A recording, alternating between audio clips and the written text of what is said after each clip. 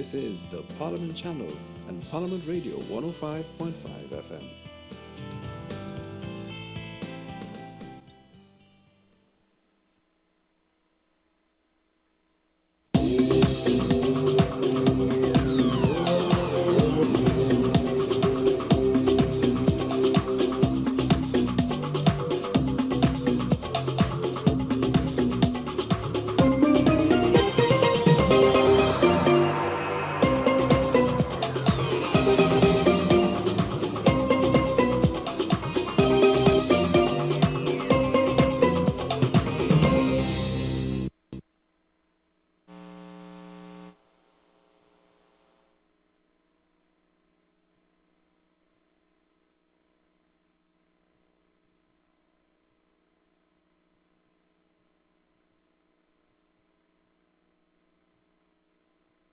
Good morning and welcome to the Parliament Channel. We are live on cable channel 11, 105.5 FM and on the internet at www.ttparliament.org. This morning, Wednesday, October 21st, 2015, we are standing by to bring you live coverage of the third sitting of the Senate in the first session of the 11th Republican Parliament. This morning, it's the second day of debate on the Appropriation Financial Year 2016 Bill 2015. Debate started yesterday at 10 a.m. and some 13 members of the Senate made contributions for the bill already. Debate is set to begin at 10 a.m. this morning, and presiding is expected to be Madam President. And at this time, we would go over to the chamber as we await the arrival of the President of the Senate.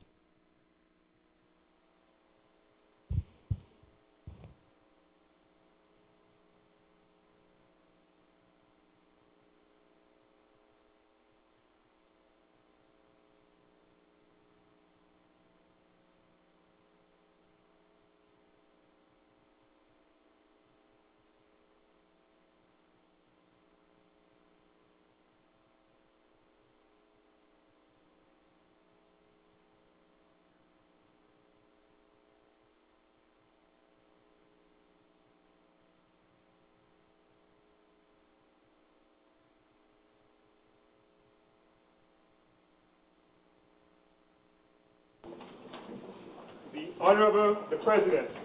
Welcome to the third sitting of the Senate in the first session of the 11th Republican Parliament, which takes place Wednesday, October 21st, 2015.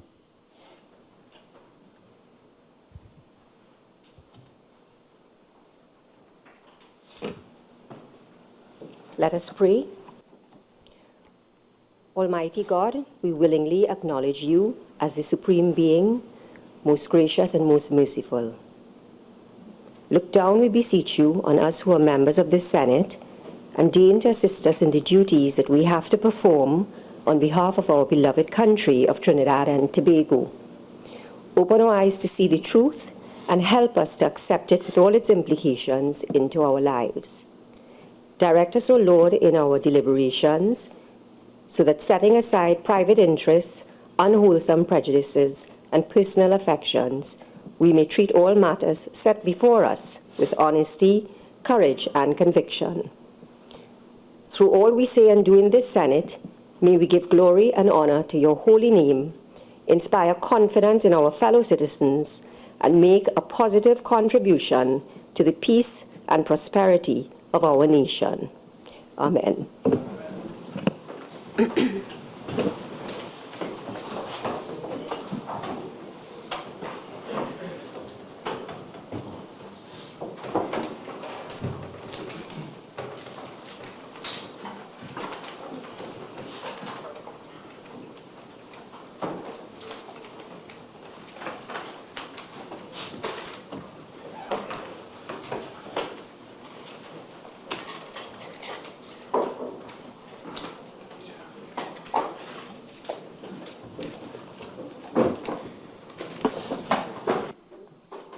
Motions relating to the business or sittings of the Senate and moved by a minister.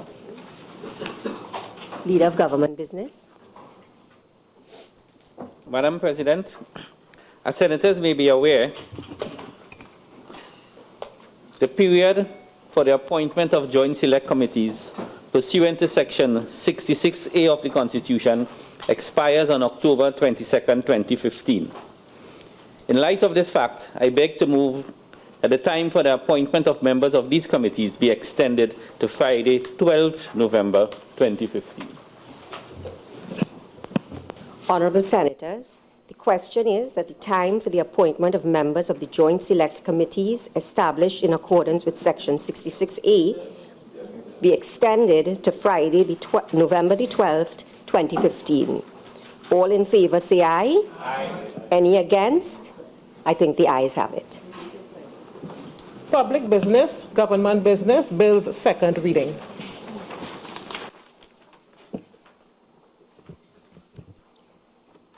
Honourable Senators, the debate on the following bill, which was in progress when the Senate adjourned on Tuesday, October the 20th, 2015, will be resumed.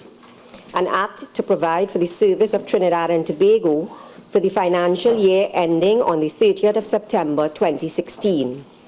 Those who have spoken in this debate are the Honourable Colm Imbert, Member of Parliament, Minister of Finance and mover of the motion, Senator Wade Mark, Senator Torrell Shrikissoon, Senator Daniel Duki, Senator Khadija Amin, Senator the Honourable Franklin Khan, Senator Jennifer Raffoul, Senator the Honourable Clarence Rambarat, Senator Nadine Stewart, Senator Melissa Ramkissoon, Senator Alison Bash, Senator Hafiz Ali, Senator Paul Richards, Senator Justin John Kay. All members wishing to join the debate may do so at this time. Senator Barat. Thank you. Thank you very much, Madam President, for the opportunity to contribute to the 2016 budget debate. First, let me start by both congratulating you and wishing you well on your new office as President of the Senate. Madam President, I'm sure it's clear to all of us that this is a political rather than a developmental budget.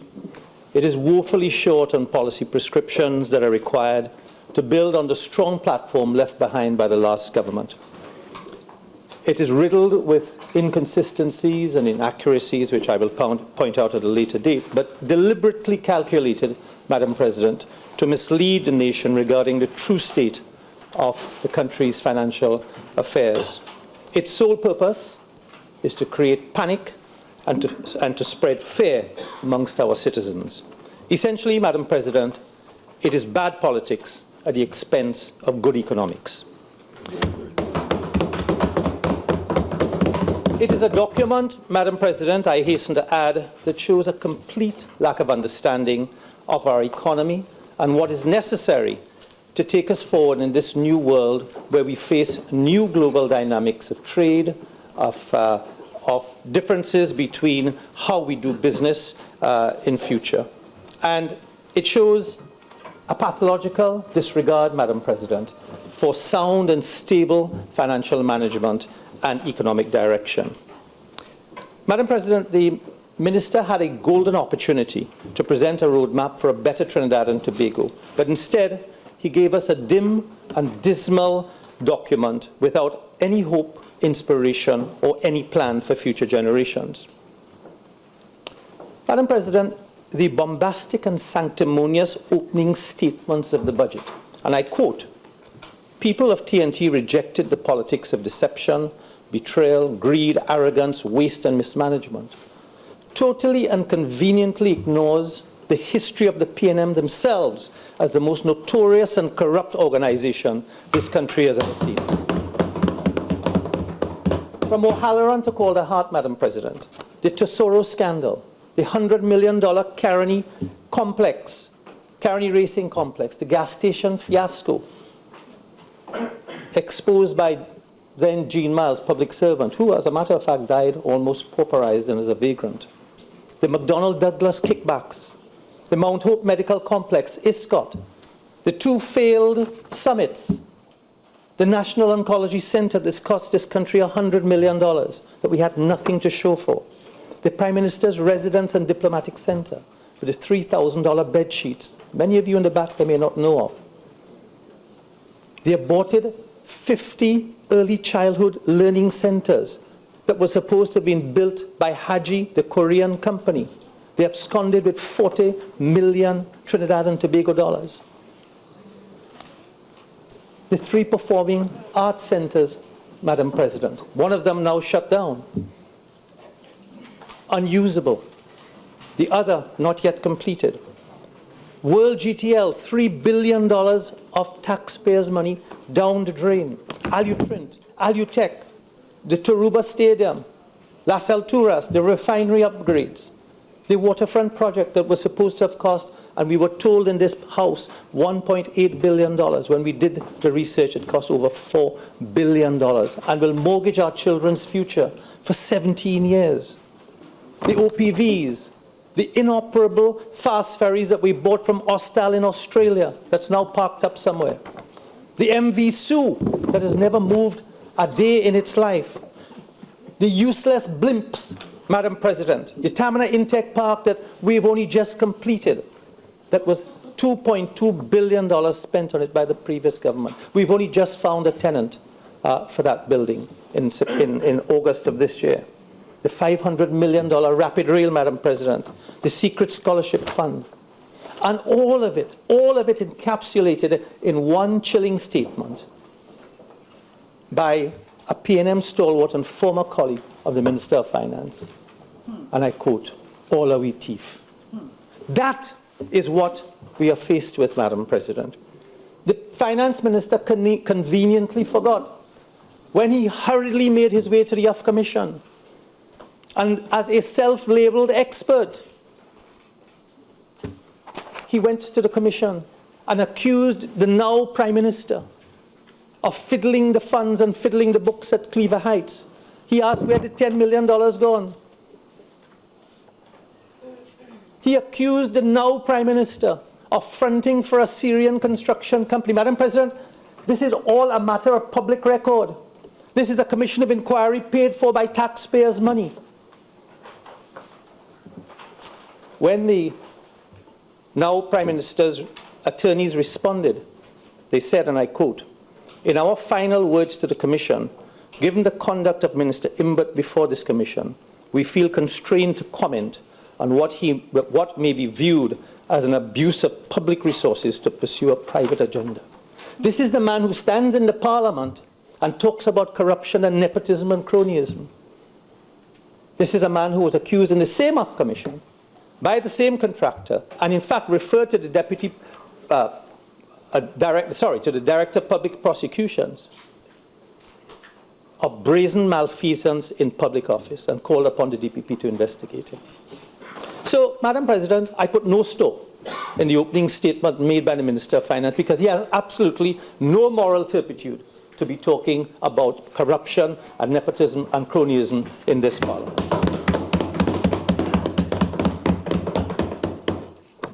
Madam President, they now want to present this country with a mass transit system, a Toco ferry, a port service, a new Port of Spain container port, airport and other industrial parks, overpasses, national highways, national broadband, a maritime shipbuilding and repair sector, TTIFC, Revenue Authority, Police Management Agency, Police Inspectorate, Universal Healthcare System, Universal Health Insurance System.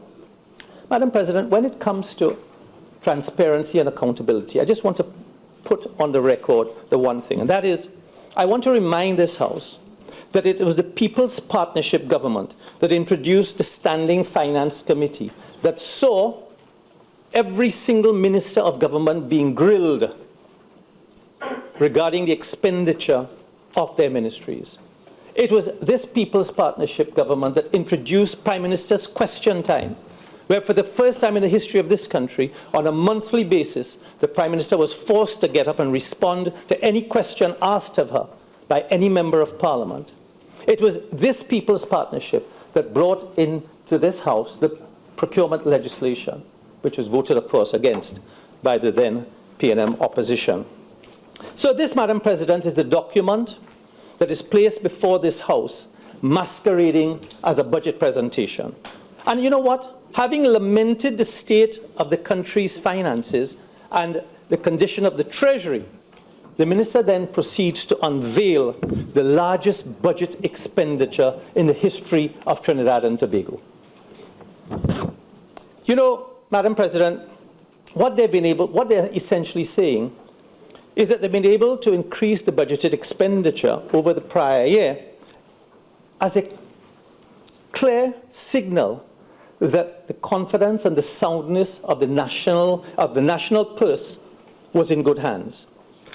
Because when they appraised the state of the economy, clearly they would have recognized that even though there had been a drastic fall in the price of oil and gas, that they had found a healthy national balance sheet. Otherwise, they would not have been able to increase expenditure. Otherwise, it would have been reckless for them to do that. And they also found a healthy stock of foreign exchange. Because had they not done that, they would not have been able to direct the governor of the central bank, as they said, to clear up the system, clear up the backlog, and to manage the rate of foreign exchange thereafter. In addition, the minister has stated very clearly and categorically that he intends to approach international lenders to access major funding for projects. Well, of course, if you don't have a healthy balance sheet, you're not going to be able to do that, because you just will not be able to get the funds available. So clearly, they've inherited a sound economic platform and a very healthy national balance sheet on which they can make these promises. Madam President, I also want to alert the population that when the People's Partnership Government prepared the 2014-2015 budget, it was done so when the price of oil was over $100. Today, the price of oil is at $45. The PNM knows that the price of oil is at $45. Yet still, your budget is predicated on a number that is higher, and your expenditure is predicated on a number that is higher than when oil was at $100. That is reckless. It is irresponsible. Madam President, the threat to our economy has been laid. And what I want to leave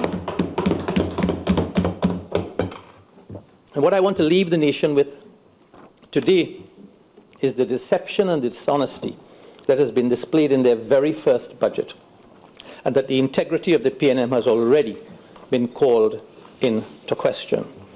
Madam President, let me start by saying that this budget will no doubt cause inflationary issues in the economy. The author of the document, who was so lauded yesterday by the Minister of Rural Government, clearly doesn't have a grasp of basic economics. Not the minister, not this minister, the Minister of Finance. The increased levies, Madam President, the increases in fuel prices means that businesses are going to face a very tough time with regard to the costs, with regard to higher production costs and higher transportation costs. They in turn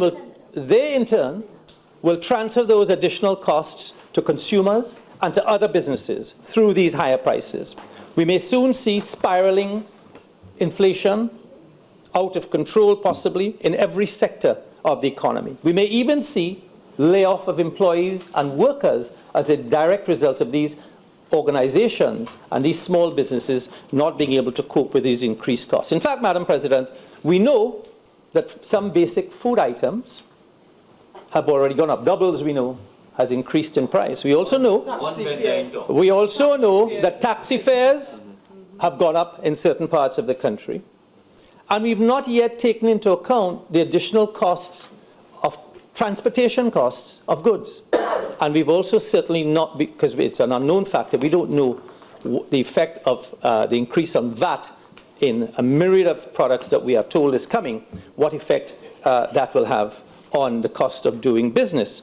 Of course, also, Madam President, we've neglected the fact that property tax is going to be charged on businesses as well. It's not just residents. And so therefore there's going to be an additional cost involved in doing business. And who's going to bear the brunt of that cost, Madam President?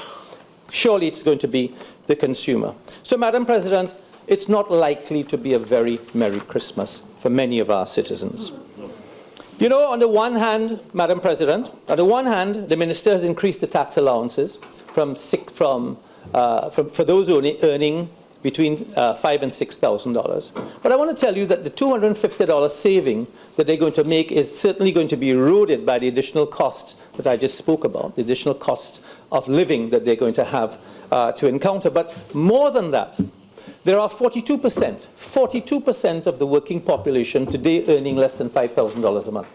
They're not getting an additional saving because of a tax allowance, but they are going to still have to bear the burden of the additional costs. They're the ones at the lower end of the scale, Madam President. They're the ones who are going to feel the pinch the most. They're going to feel the brunt of the increased cost of living. They're going to feel the cost of inflation. They're the first ones who are going to lose their jobs. This budget, Madam President, has absolutely no sympathy for the poor man. And you know what? What makes the whole situation worse, what exacerbates this situation, is the crying wolf. By suggesting that the economy is in a perilous state, it creates panic, or the potential to create panic. What does panic do? It makes human beings act in a certain way that actually creates a self-fulfilling prophecy, Madam President. Because when people panic, when they hear things are really bad, when they stop spending, there is less money going into the economy. When less money goes into the economy, there's less economic activity. When there's less economic activity, Madam President, there are less jobs. When there are less jobs, Madam President, the economy grinds to a halt. So the cry wolf syndrome that is being espoused by the Minister of Finance, that things are so bad, could essentially backfire on all of us.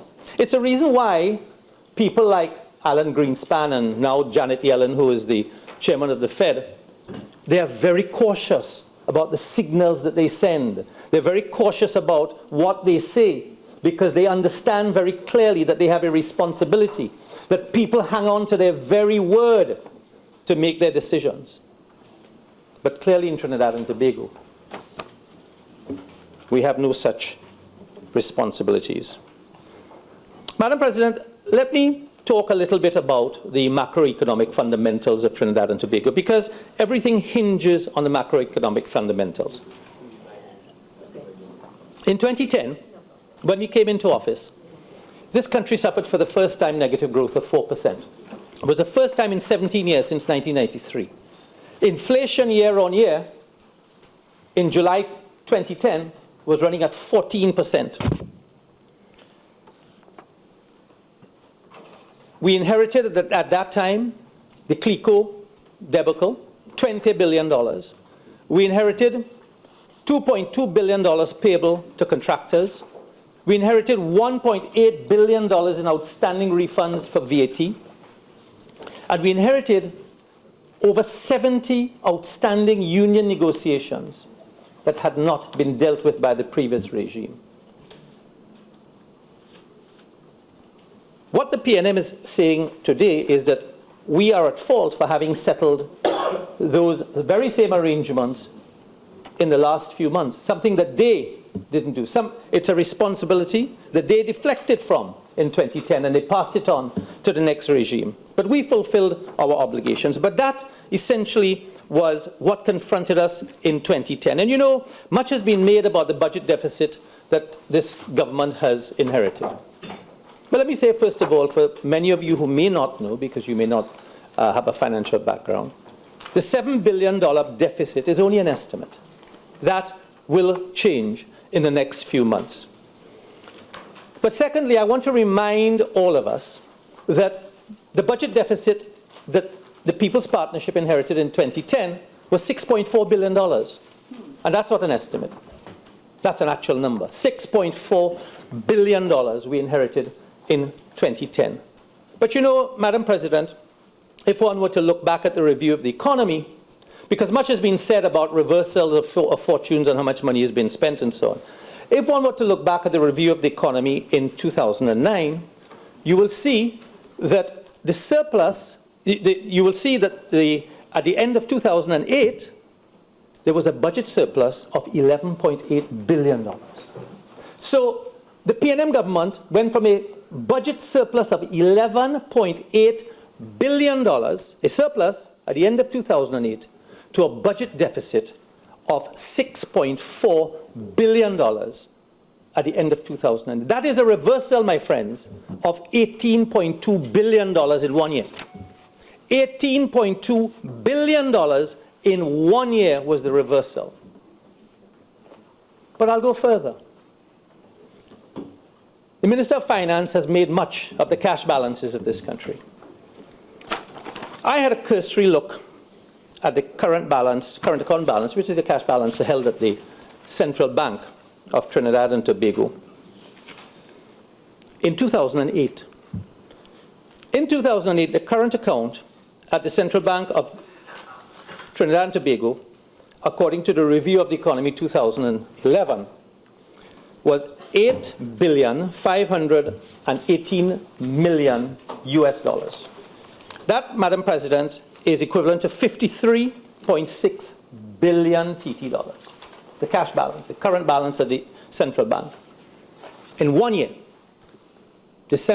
from December 2008 to December 2009, that figure went from $8.518 billion to $1.614 billion. In other words, Madam President, it went from 53.6 billion TT dollars at the end of 2008 to $10.16 billion at the end of 2009. That is a reversal, my friends, and Madam President, of $43.4 billion in 1 year.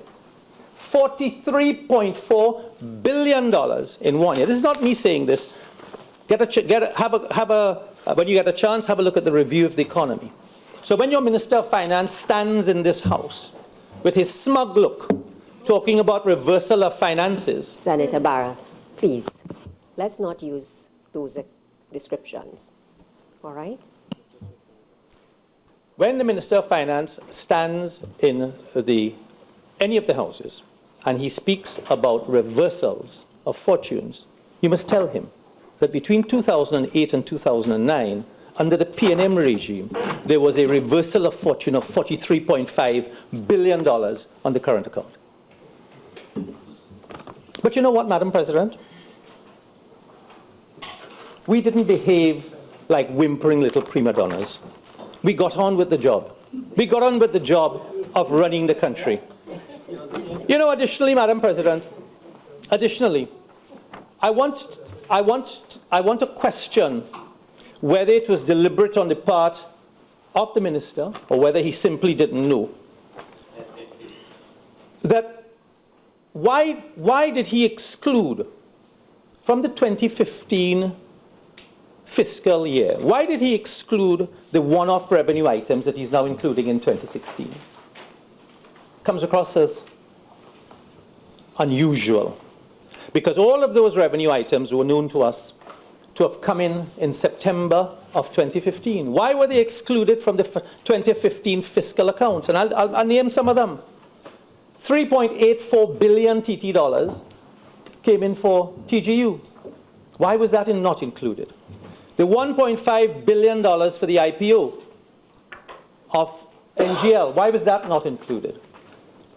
The $500 million from NGC, why was that not included? Because had they been included, Madam President, and they amount to $5.84 billion, had they been included in the fiscal 2015 figures, the budget would not have been $7 billion, Madam President. The budget would have been closer to, the deficit, would have been closer to $1.2 billion.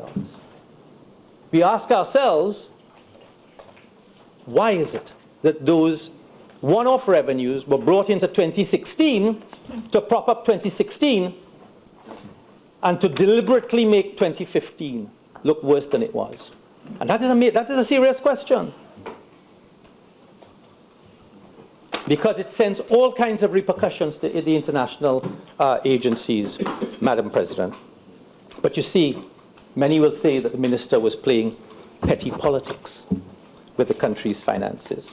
The minister also went on to talk about the behavior of capital expenditure. to talk about the behavior of capital expenditure during 2015.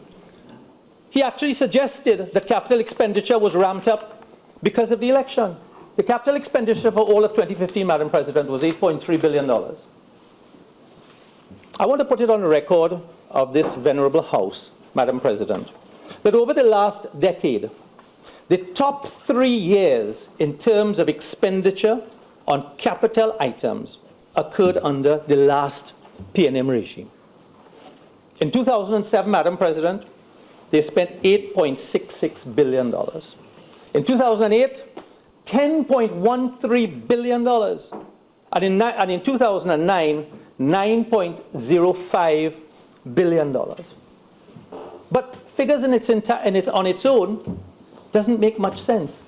So when I put it in context of the percentage of capital expenditure over total expenditure, it gives you a better idea. In 2015, the capital expenditure of the People's Partnership amounted to 13.5% of total expenditure. In 2014,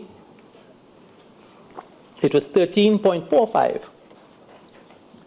In 2009, under their watch, it was 19.78%. In 2008, it was 18.8%. And in 2007, Madam President, it was a grand figure of 21.7% of percentage of capital expenditure of total expenditure. So when they come here, or when the minister comes here to talk about ramping up capital expenditure, and it was only 8.3 billion, I have to tell you also, remind this honorable House, Madam President, that 8.3 billion in 2015 is a far different figure to 8.3 billion in 2007 in terms of purchasing power. It's a lot less. So when you spend $10.13 billion in 2009, it's the equivalent of probably spending over $12 billion in 2015. So what are some of the other facts, Madam President, regarding the economy that we have been so lambasted about? In 2010, the Heritage and Stabilization Fund that we inherited was $21.1 billion, TT. In 2015, when we left office, it is $36.3 billion, a 65% increase. In 2010, the foreign exchange reserves of Trinidad and Tobago stood at $57.4 billion TT dollars.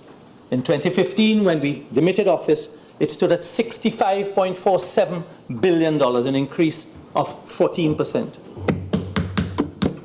In 2010, when we came into office, unemployment was at 6.1%, July 2010. In 2015, when we demitted office, it was at a historical low of 3.3%. In 2010, when we came into office, year-on-year inflation, July 2010 was 14%, Madam President. Today, it is less than 8%, Madam President. In 2010, when we came into office, foreign direct investment in Trinidad and Tobago was at an all-time low, $501 million US, 3.4 billion TT dollars, Madam President. When we left office, it was $15.12 billion in 2014, 5 times the amount. And according to a UN report in 2014, Trinidad and Tobago was able to attract more than 27% of total global FDI amongst small and developing states. Madam President, he's made a meal, the Minister of Finance, about debt to GDP. Many of us are ignorant. Many citizens are ignorant about debt to GDP and what it means. And when you say 46%, they think, oh my God, 46%, because 46% is higher than 38% when we came in. But when one considers the expenditure we had to undertake, when one considers the CLICO resolution, when one considers the gas subsidies, when one considers the wage settlements, when one considers GATE and all of the other capital projects, one can see why it was necessary. But let me put it in context, Madam President, because there are a lot of people out there who are confused. Yes, our debt to GDP is 46%. But the debt to GDP in Japan is 230%. The debt to GDP in Jamaica is 133%. The debt to GDP in Italy is 132%. The debt to GDP in Ireland is 110%. The debt to GDP in the big old United States of America is 103%, Madam President. The debt to GDP in Singapore, a country that we look up to, is 99%. The debt to GDP in Spain is 97%. France, 95%. United Kingdom, 89%. Germany, 75%. The debt to GDP in Canada is 86%. So our debt to GDP is being 46%. Ask yourself, is that reason to panic? Is that reason to send the population into a frenzy? Clearly not, Madam President. You know, much was made of the Moody's report, Madam President. Much was made of the Moody's report, but not a word, not a single word about the Standard & Poor's rating agency in December 2014, which affirmed Trinidad and Tobago's A rating for foreign and local currency sovereign credit ratings. And you know what they said, Madam President? They said the international rating agency cited the country's strong net external asset position, its low external vulnerabilities, and stable political system as the primary reasons for a very positive outlook. A mere 10 months ago. 10 months ago, that report was written by Standard & Poor's. Can we really believe the Minister of Finance when he says that the state of our economy is as poor as it is in such a short space of time, Madam President? Could we really have deteriorated that much in 10 months? You know, I had the pleasure, Madam President, of going with the Minister of Finance, Minister Hawaii, to sell Trinidad and Tobago via selling a $500 million US bond. I did the European markets and Minister Hawaii did the American markets. We're trying to see what level of confidence the outside world had in Trinidad and Tobago. And we floated the idea of selling a bond, $500 million US. Madam President, this was just over a year ago. The bond was 10 times oversubscribed. 10 times oversubscribed. We could have sold a bond for $5 billion US, Madam President, if we wanted to. That was the level of confidence just over a year ago in Trinidad and Tobago. And the Minister of Finance stands here and asks us to believe that things have deteriorated to that point. Madam President, I want to talk a little bit about the oil and gas sector because that's very important in determining how we go forward, because there's no doubt we are an oil and gas economy. But we all know that oil and gas takes a significant amount of time, investments take a significant amount of time to mature. The Minister of Finance recognized this when he spoke, but he was less than honest when he said that oil and condensate production has fallen from 100,000 barrels per day in 2010 to 80,000 barrels in 2015. And therefore, we must take decisive action in our energy sector to reverse the stagnation and decline of the last 5 years. What the minister didn't tell us was oil production fell from 150,000 barrels in 2005 to 100,000 barrels in 2010. A decline of 50%. A 50% decline, and that's where the decline started. And in the years from 2005 to 2010, Madam President, data from the central bank will show that investments in that sector all but collapsed. In fact, the PNM regime was continually being warned by the South Trinidad Chamber of Industry and other major players that had they not changed the fiscal regime, things would continue to get from bad to worse, and there would be dire consequences to be suffered. But they failed. In fact, some of the articles I have here, I won't go through all of them, but just give you an example of one. The Guardian of September 18, 2003, South Chamber slams Manning on taxes. The South Chamber accused, and I quote, Prime Minister Patrick Manning of reneging on a promise for his government to favorably consider the revision of the fiscal regime for onshore oil production. They also demanded an explanation for his decision, pointing out, and I quote, if Manning does not reverse his decision, the sector could face terminal decline and loss of thousands of jobs. Nothing was done, Madam President, nothing. Again, another article, Guardian, April 21st, 2005. Without decisive action in this area, we are likely to see more companies exit Trinidad and Tobago's oil production business. We wait to see who will take their place and whether these changes will be in the best interests of Trinidad and Tobago. Madam President, there it was. The country failed to make the requisite investment that will take 5 to 7 years to mature. So if you don't take the decisions in 2002 and 2003, you're not going to be able to get any benefits until you invest. And that is what this government did. In 2010, when we came into office, Madam President, we found an industry that was stagnating. There was just one rig working offshore, Madam President, in 2010. One rig working offshore. And by introducing a series of pieces of legislation, I'll tell you it's 14 pieces of legislation introduced in finance bills from between 2010 and 2015, we were able to correct that such that the number of rig days, Madam President, went from 1,132 in 2010 to 2,800 rig days in 2015. A more than doubling of rig days. And for those who know and understand the oil sector, you will know that is a metric for determining what will eventually be oil production in the country. And as a direct result of that, we've started to see a rebounding of foreign direct investment in that sector. In 2010, as I mentioned, $501 million. In 2011, that rose to $1.5 billion. In 2012, $2.2 billion, Madam President. And in 2014, over $2.4 billion in the sector. But it was irresponsible on their part not to have made the investments. Madam President, I want to talk... Honourable Senator, you have 5 more minutes. Thank you. Madam President, in the short time that I have, I want to talk very quickly about agriculture, because that's very dear to my heart, and the Minister has talked about a number of incentives that he's going to introduce. I want to inform him, I'm embarrassed to do so, unfortunately, but I want to inform him, and it's no fault of the Minister of Agriculture, because he would not have known, that all of these exemptions already exist. So please, and it's very clearly stated and articulated in the Value Added Tax Act, Chapter 7506, Schedule 2. I can arrange a copy for the Minister of Finance if he so wishes, as well as Part A of the 3rd Schedule of the Customs Act, which lists all of the items that are currently exempt from duties. Madam President, this incentive program that was done in 2012, Minister, 2012, you're probably aware of this, has all of the incentives.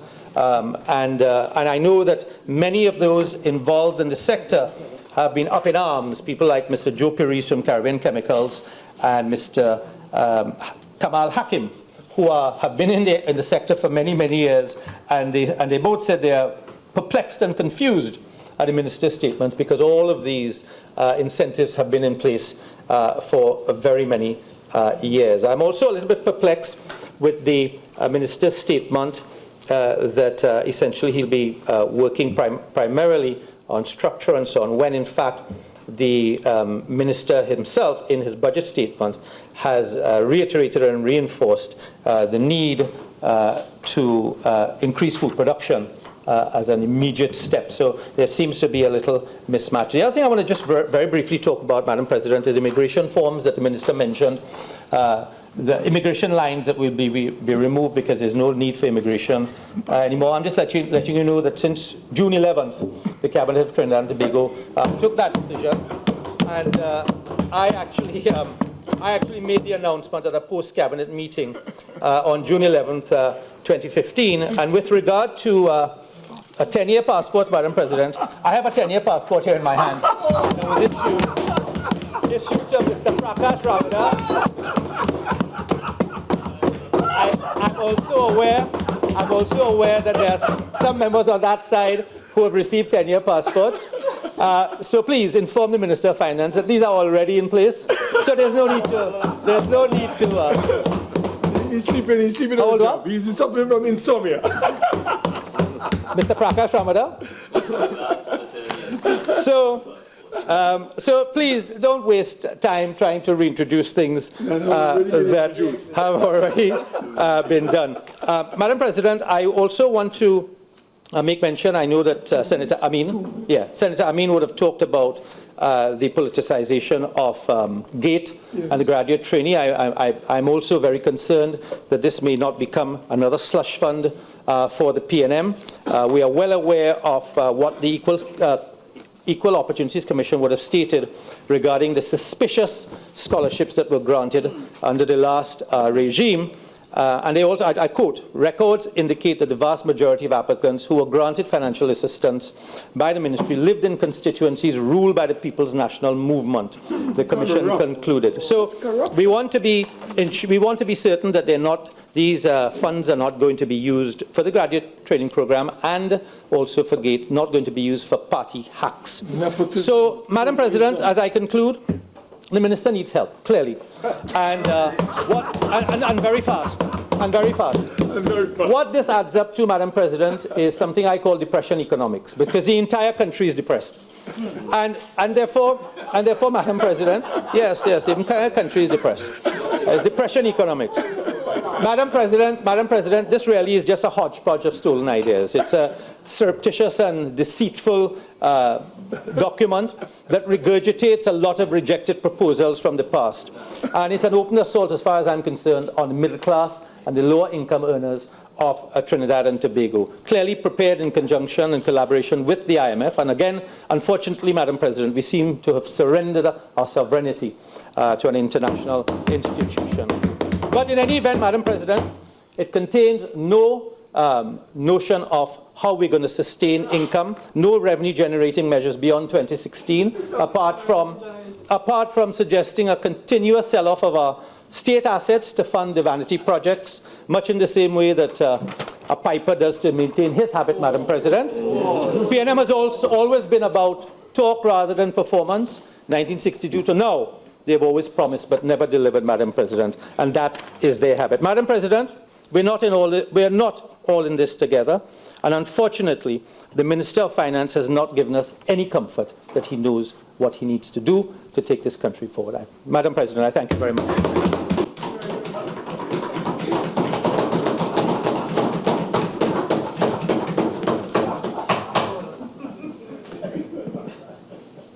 Senator Cummings.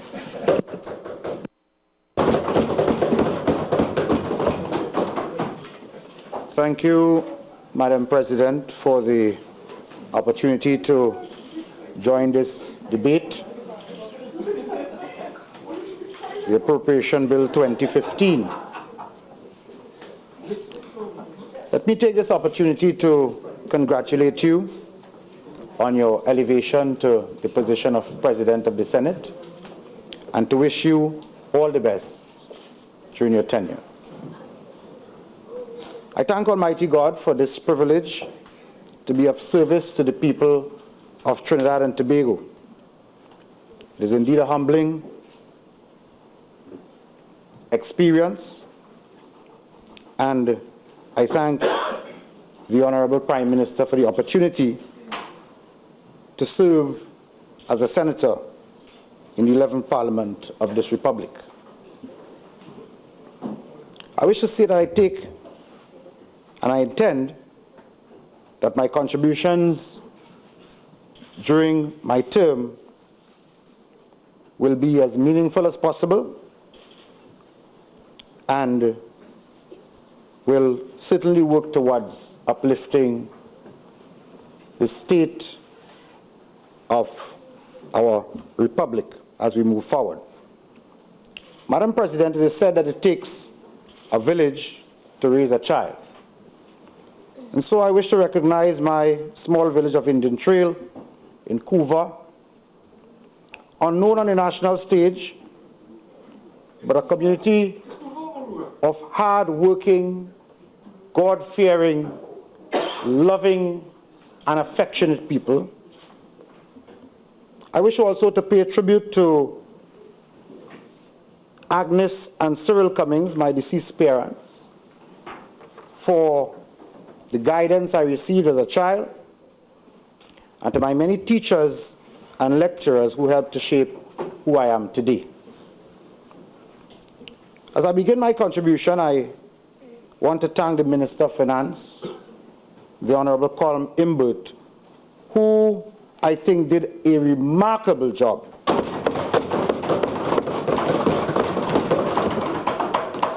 Taking into account the time constraints, he delivered what I consider to be one of the best budget presentations ever delivered in Trinidad and Tobago. And we cannot, of course, forget the state in which the Treasury was found, the state in which the economy was left by the last administration. It will take more than genius effort to get Trinidad and Tobago back on track over the next 5 years. Madam President, we are at a turning point in Trinidad and Tobago. I put it that we have lost 5 years. We have lost, I will repeat that. Trinidad and Tobago has lost 5 years during the period 2010 to 2015, and the PNM is here to fix that.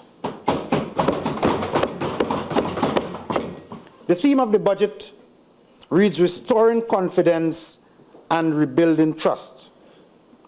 And there is no other theme more fitting, considering that the citizens of this nation, and considering what the citizens of this nation had to sit and endure over the last 5 years. It really was a trying time, and I think the nation has exhaled at the fact that the UNC government is now the opposition of Trinidad and Tobago. We have been severely wounded. The economy was left in shambles as a result of rampant waste, mismanagement, nepotism, and corruption. As a matter of fact, Madam President, corruption was taken to new heights and almost became the way of doing business in Trinidad and Tobago. If as a businessman you had no appreciation for the word kickback, then you had no access and the door was closed to you and opened only to a few favored contractors with connections within the government of the day. Madam President, the PNM has a clear path to the development of Trinidad and Tobago. And our history speaks to that. Any significant development that you can point to in Trinidad and Tobago, you can see a PNM government behind that. The Point Lisas Industrial Estate, PNM policy. The Labre Industrial Estate, PNM policy. The free education from early childhood to tertiary, PNM policy. And I did not intend to start my contribution in this way, but when I listened to the last speaker, my mind went back to the St. Joseph campaign during the election. I thought we were still in that mode, so that he lost. Madam President, they came to office promising new politics, and many fell for that in 2010. Because, you know, when people speak about change and something new is promised, and promises are made about how people plan to do things differently, a lot of people fell for that. This new politics, what at the time we did not have a definition for new politics. Today, because of the behavior of the last government, I think we do now have a definition for what they called new politics. It means poor governance, mismanagement, rampant corruption in the public sector, unaccountability, no transparency, and in almost every ministry and state enterprise, we cannot stop getting revelations of mismanagement, theft, and just poor governance all round. That is the new politics that was promised by the last administration, of which some persons who are here with us today was a part of that government. And they must take the credit for that, because that is what their legacy is. We cannot hide from that. Whenever we think about the period 2010 to 2015, it will go down in the history books of Trinidad and Tobago as one of the most corrupt periods in the history of Trinidad and Tobago. So to come today and talk about O'Halloran, and Jean Miles, who most of us here do not even know. I mean, I don't think I was born as yet. You know, we have to, if you come to take part in this debate, then let us talk about what happened over the last 5 years. Let us talk about the National Insurance Board and the Aspara building. Let us talk about that. The building that was bought, refurbished at taxpayers' expense, and then rented back to the very tenant at a very small rent. Let's talk about that if we want to talk about corruption. If we want to talk about corruption, let us talk about the Beetham wastewater plant, which was awarded at over $400 million over what the lowest tenderer, who was quite capable of executing the job. Let's talk about that. And let us talk about the over $300 billion that was spent over the last 5 years. And no matter if you look high or low across Trinidad and Tobago, nobody can tell you where that money went. It is as though somebody took it and put it at the Atlantic Ocean and the waves took it away from Trinidad and Tobago, because you just cannot see what was done with that money over the last 5 years. Let's talk about that. Madam President, it is as though somebody in high office in the last administration issued a memo to their office holders saying, take as much as you can and as quickly as you can, and then we will leave whatever remains for whoever comes after. Because the way the country was managed, we just cannot see value for money. You hear talk about box drains, and, well, I don't know what else. Box drains. $300 billion in box drains is a lot of money. We should have box drains on every street. And some of the box drains are like swimming pools because the water is not flowing. Let's talk about that. So what has there been? There has been a loss of confidence in the system, Madam President, both locally and abroad. So now the new finance minister and the prime minister and cabinet is charged with restoring that confidence in the local economy to ensure that, one, we get Trinidad and Tobago back on a stable footing, and two, that we are able to attract international investors to come to our shores, comfortable in the fact that they will not have to treat with the question of corruption and kickbacks, etc. It will fall to us in this new government, led by an astute leader, the Honorable Dr. Keith Rowley, and his cabinet, to restore that confidence in the economy of Trinidad and Tobago. Madam President, restoring confidence when it dips is an essential skill and requires the right attitude. It requires honesty. It requires knowledge. It requires commitment. It requires capacity. And it requires experience. And the party with the most experience in government in Trinidad and Tobago is none other than the People's National Movement.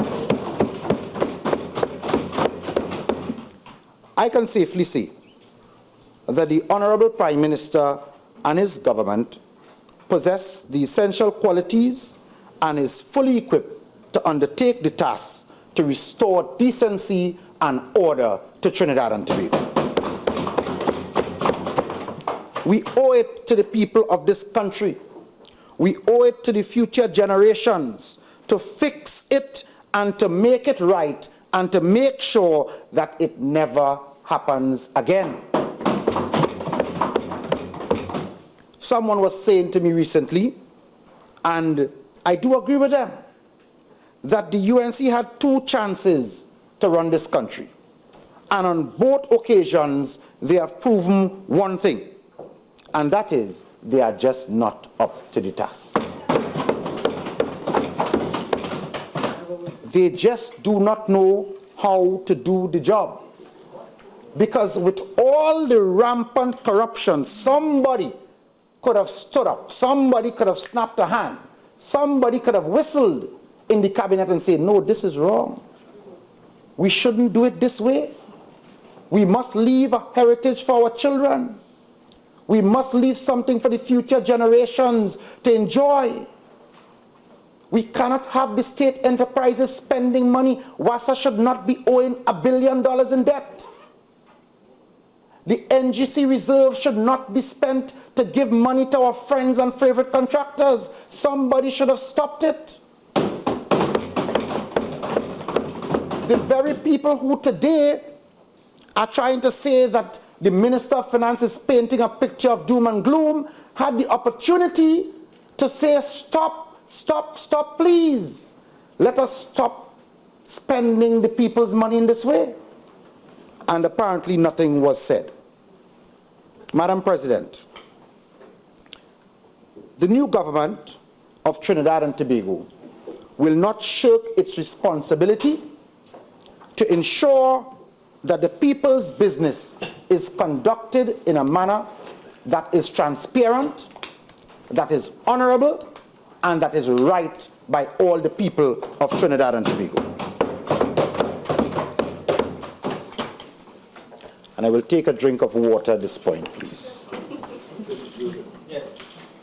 Pure water.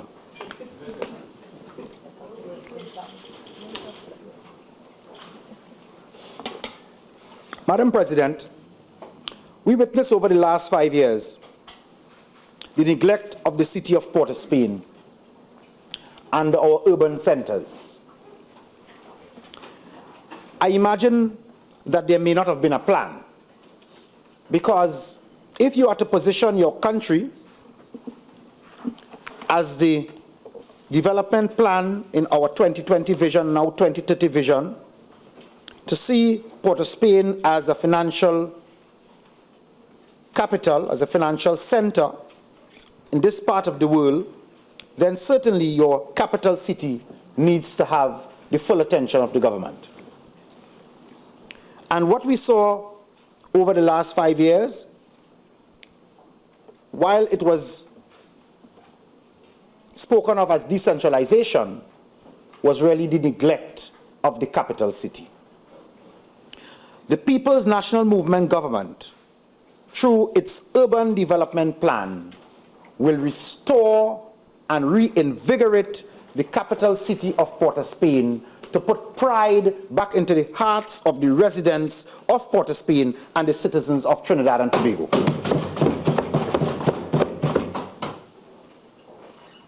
Madam President, we would have seen over the period preceding the last administration, when the PNM was last in office, a housing program which involved the construction of affordable housing, low income and middle income, to ensure that persons who did not have the opportunity to own their own home could access state housing at a reasonable cost. Madam President, housing is an essential need, which the government recognized that a role must be played by the state in ensuring that some citizens who cannot afford their own homes can get access to state housing. It is not just a question of four walls and a roof. It is a place to sleep, a place to rest, a place where people can feel safe and have privacy and personal space. Somewhere where you can feel comfortable raising a family, raising your children. And of course, any government that cares about the people, understanding this need, would try to ensure that such a program had as a key element affordability. 26,000 housing units constructed under the previous PNM government, Madam President. And as we were told during the contribution of the Honorable Minister of Housing when she spoke in the other place, that during that period, 2002 to 2010, under the previous PNM government, 26,000 houses were built at a cost of $6 billion, which would work out to an average cost of around $230,000, and that would be the construction costs we're discussing. Madam President, during the term of the last UNC administration, only 4,178 housing units were built, and at the astonishing cost of $5.3 billion. $5.3 billion. How can you account for that? And what makes matters worse is that these sums had no cabinet oversight, approved by the board of the HDC. How can a state enterprise tie the state to such huge sums of expenditure with no approval by the cabinet? Where is the cabinet note to support these levels of expenditure? That is what we must pay attention to. The works for these houses, this would have put a cost of approximately $700,000 to $1.2 million per unit. Which segment of the population are you catering for when your state housing program starts off at $700,000 per unit? How does the regular working man afford what is supposed to be state subsidized housing at the cost of $700,000, a range of $700,000 to $1.2 million? And what it puts, if somebody is talking about subsidy, is a further drain on the public purse. What you're supposed to be focusing on is efficiency and keeping the cost at the bare minimum. Because there was no significant increase in the construction inputs between the period I spoke of earlier and the period of the last government. As a matter of fact, the cost of steel dropped.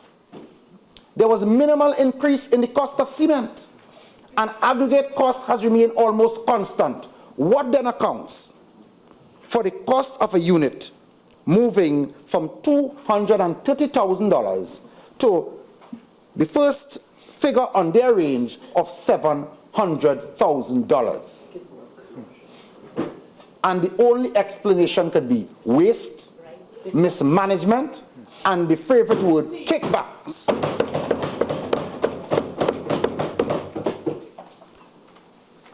And somebody said to me, and I am not really minded to believe this, but somebody says to me that somewhere at some aquarium, I don't know if that's a fish tank or what it is, but some aquarium in Coquille, San Fernando, is where a lot of the discussions surrounding these kinds of expenditure took place. We'll have to check and see which fish tank that is. Madam President, this could never be affordable housing for low-income earners. It cannot be. It cannot be a government that cares about the people. It has to be a government whose objective is not providing low-cost housing, but providing opportunities for their friends and their favorite contractors. Madam President, this government does not only intend to provide adequate and affordable housing and to run the program in such a way that the waste will be cut out, that the mismanagement will be cut out, that the transparency will be returned to the system, so that small contractors can have an opportunity to participate in the program, thereby ensuring that we build skill sets, that we encourage entrepreneurship, and that the economy gets a boost by the activity that will trickle down. But when you have contractors building 5 and 6 and 7 and 800 houses, and the small contractor unable to take part in these programs, what the contractors that were nurtured in earlier years, most of them are now bankrupt and unable to do business because they found no opportunity under the last government. Madam President, it is a matter of record that only the PNM government has a genuine interest in providing affordable and high-quality housing for our citizens. And this has always been a major policy initiative of the PNM. The provision for housing in this fiscal year must be regarded as a major element in guiding our urban policy and urban development. A substantial part of the housing stock will be constructed in our city centers, with specific emphasis on Port of Spain, our capital city, and our other urban centers. This action, Madam President, will help to breathe life back into our capital city. It is our estimation that over 40% of the housing units needed to meet the housing demand can be accommodated within the country's urban environment. This will assist, as I said before, in urban redevelopment and counteract the present suburbanization trend by providing housing communities in close proximity to existing employment opportunities and infrastructure, so that a lot of the traffic that you see coming into Port of Spain, because people who cannot find housing accommodation close to our urban centers, of course that will treat with that question as well, Madam President. There's a clear vision and a plan to develop the inner city and East Port of Spain, which has suffered neglect over the last 5 years. One of the first phases of redevelopment previously done by the PNM government was the redevelopment of Clifton Towers on St. Paul Street. The government had then allocated land on South Quay for the second phase of construction. The intention was to develop the site with high-rise apartments that would have housed residents from Duncan Street, Nelson Street, and George Street. This project was quickly stopped by the last administration and the land allocated for other use.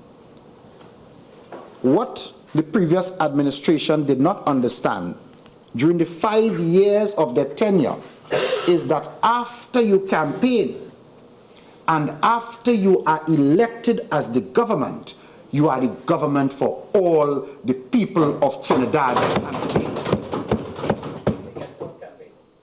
You can't spend 5 years campaigning. You campaign for a couple of months, and then you get down to the business of running the people's affairs. That is what you were elected to. plans, Madam President, will involve the reconstruction of these dilapidated buildings and therefore give people a sense of pride in where they live so that they can feel proud to live and work in this capital city. And those persons who were deprived of this benefit previously will now be able to enjoy a better quality of life. I said earlier in my contribution that it is as though the country had lost 5 years. It is as though the country went to sleep and got up after 5 years with a nightmare dream, with a nightmare screaming, what happened to us over the last 5 years? How can we recover from this? I want to assure this House that such action will not occur under a PNM administration led by a serious Prime Minister who knows how to do his job, who knows how to put a cabinet together. You will not see 20-something ministers being fired one after the next. This is a stable government. We'll continue to improve the inner city and eat Port of Spain and govern for all the citizens of Trinidad and Tobago. Madam President, our goal is to ensure that the available resources of the country are utilized in the best interests of all the citizens of Trinidad and Tobago. And in establishing or re-establishing this program, and that is the housing program I'm speaking about, in order to achieve and to aid with the development of entrepreneurship, small contractors will be reintroduced into the system. No longer will all the state contracts be only given, or somewhere is going to be found, for friends and favorites to reap all the benefits of the state. Contractors will be encouraged to take and make full use of the existing incentives, to initiate, to take part in the on-the-job training program. They'll also be encouraged to sharpen their skills in areas of project management and business management. And we must nurture our small contractors, Madam President. Allow me, Madam President, to pay some attention at this time to the area of community development.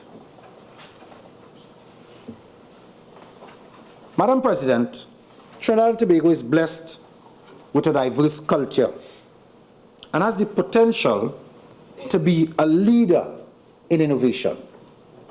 We continue to boast about our artists, our carnival, our steel pan, and Madam President, there has to be the opportunity and the environment for the persons involved in the arts, the persons who come from across Trinidad and Tobago, to fully exploit the potential.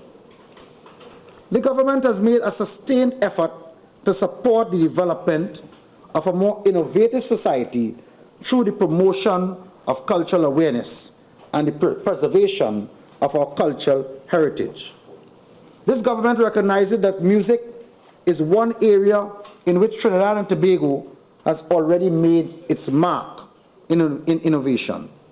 In this regard, the Ministry of Community Development and Arts intends to increase the number of music schools from 9 to 20 in fiscal year 2016.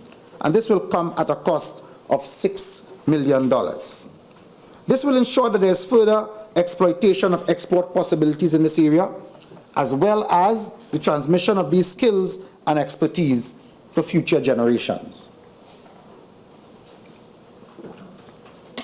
Madam President, it is no secret that the contribution of the Best Village competition and other cultural events to the social and economic development of this country should really not go unnoticed. They have not been fully exploited, and this government will lay the platform for this to happen. The proposal for a folk art museum, for the Best Village Trophy competition, for the collection and storage and management of materials is one such step in the full exploitation of the matter at hand. As I engage your attention, I must say that this is one of the most important aspects of tackling the issue of crime and juvenile delinquency. I said in my early presentation that it takes a village, as I said, it takes a village to raise a child. And what we have witnessed over the last few years is that there's been some erosion in terms of community life and the way that a lot of us grew up in the village setting with the village councils and the community councils and the various interest groups. There's been some movement away from that, and action has to be taken to restore that sort of village and community life setting. The village and community councils served us well in the past, but it seems to have lost its way, maybe except for Tobago, which still has a very strong village council structure. I'm sure our friend from Tobago will agree with that. Strong community organization at that level will lead to better organized communities and an enhanced quality of life. The construction of community centers, Madam President, is essential for such activities to occur. There are many communities that do not have... Senator Cummings, you have 5 more minutes. Thank you, Madam President. There are many communities that do not have community centers and public spaces, and therefore an allocation of 60 million for community centers in fiscal 2016 is an assurance that this government will continue to construct community centers throughout Trinidad and Tobago, and no community will be denied and no community will be victimized. There are several areas where existing community centers were under construction when the last government came to office, and a lot of these projects were starved for funds or were either the contracts terminated. As we move forward, Madam President, there's been a lot said by the Minister for Rural Development and Local Government about the local government reform initiative, and this government will support the implementation of initiatives to empower and make communities more involved in their affairs and the decision-making process. We are about taking government to the people in all communities throughout Trinidad and Tobago, from Fidras to Toko, from Digo Martin to Mayaro and Guayaguayari, to Charlottesville and to Crown Point. This government will place the power back into the hands of the people to ensure that we achieve developed country status by 2030 according to our policy prescription. Madam President, I thank you very much for the opportunity to have contributed to this debate. Thank you very much.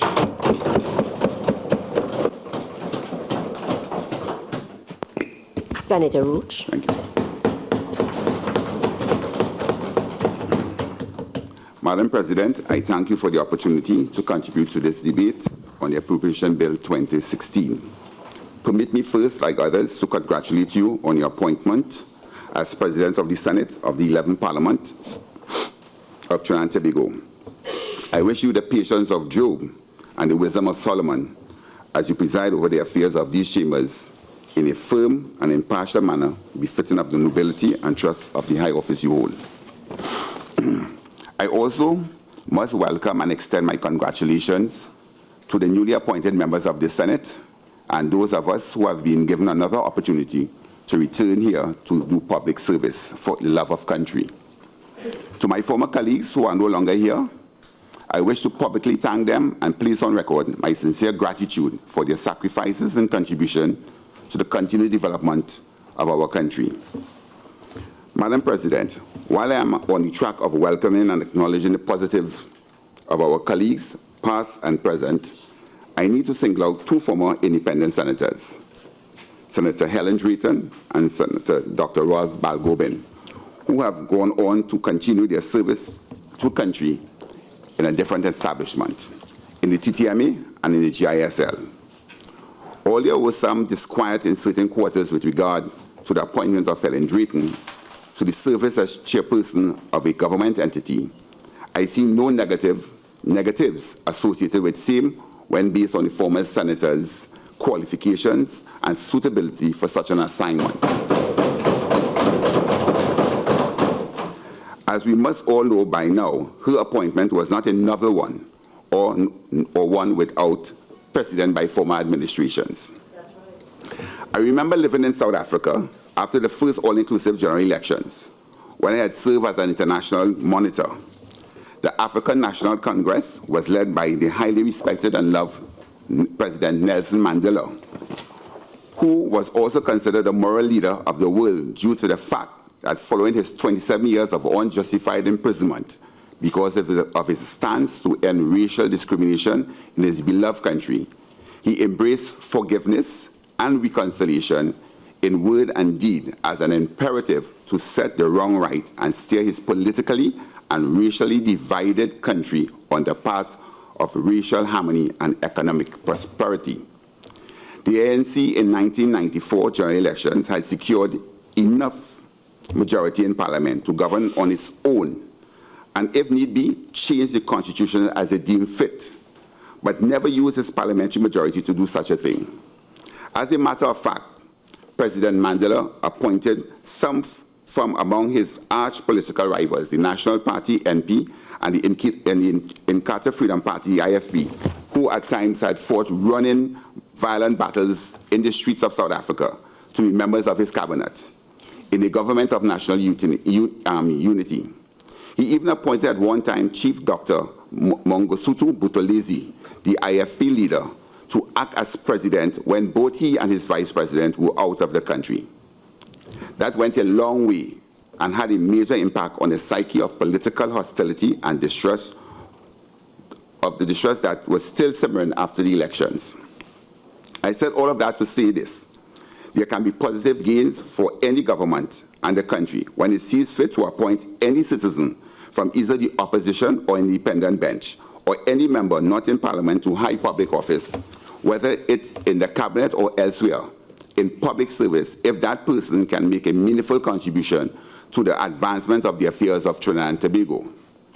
When it comes to service of country, we must all strive to be political party blind if we are to make use of the talent sometimes available outside particular political entities for the love of country. This bill, as we well know, was prepared by the newly appointed Minister of Finance within a few weeks of taking office, which is of itself an accomplishment worthy of commendation. Not to be overlooked is a significant contribution made by the cadre of public servants who would have worked tirelessly to make this possible, which they have done year after year, government after government, Minister of Finance after Minister of Finance, to keep the business of the people running smoothly. To them, I say thank you very much. I have drawn attention today to the contribution of the public servants in our country's management because they continue to do so regardless of the political entity that heads the government, in full acceptance of their obligations to serve the interests of the people of Trinidad and Tobago without fear or favor. They do not have the luxury of determining whether or not they should do so depending upon which government is in charge. Wait not for their reliability in this regard to act and behave professionally in the execution of their duties. There will be chaos and calamity of unknown proportion in this country. Let me also lavishly congratulate the public at large for continuing to behave and demonstrate to the world looking on that we, as a multiracial, multi-religious, and multicultural society, notwithstanding the strident differences in our politics, can participate in peaceful voting by the ballot box to change our government without bloodshed, disorder, or civil unrest. In our political system, like other similar political systems in the world, there will be a majority and a minority party in power. Notice I did not say winner or loser, since all of us assembled in these chambers should have one noble objective being here, whether elected or appointed, and that is the best interest of Trinidad and Tobago. With such an outlook, we are all winners because we all want to live in peace and harmony in this republic within an environment that is enabling and nurtures productivity, allowing us all to achieve a standard of living befitting of the human and mineral resources we are privileged to have compared to the less fortunate elsewhere in the world.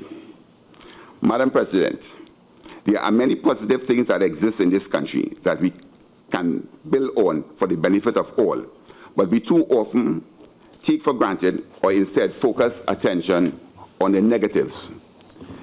There appears, for example, to have been an increased turnout of young persons voting in the elections who no doubt recognize that they have a part to play in the shaping of the future of this country they call home. The Parliament may be the first with so many young members demonstrating that there is a space for the young to meaningfully contribute in shaping the progression of Trinidad and Tobago at the highest level of governance, opening the doors for new ideas and vitality in our sometimes dull and stagnant politics. There is also the obvious increased presence of women in Parliament, which I believe may also be history-making in Trinidad and Tobago. At the same time, Madam President, women fill the positions of Speaker of the House, President of the Senate, Leader of the Opposition, Clerk of the House, Clerk of the Senate, and at first, a Minister of Labour, a very significant portfolio in any cabinet. Madam President, I must confess that I feel extremely privileged to be in the company of such an outstanding collection of female intelligence in this Parliament. There also seems to be a constant supply of female brilliance and excellence coming out of this year's KEEP examination and national awards for academic achievements, where 2 female students were awarded the prestigious President's Medal. I think it is just a matter of time before we also see our first substantively appointed female President, Chief Justice, Governor of Central Bank, the Principal of UWI, and UTT. After all, female students, according to the Minister of Education, have been outperforming male students for some time now. The logical expectation then, if based on qualification and merit, is that there should be more women leaders in every aspect of our productive society in high office. I see none of this trend as negative, but an adding of talent and quality to our workforce. Madam President, I am content in this debate to limit my contribution to a certain specific policy mentioned in the budget speech by the Honourable Minister of Finance.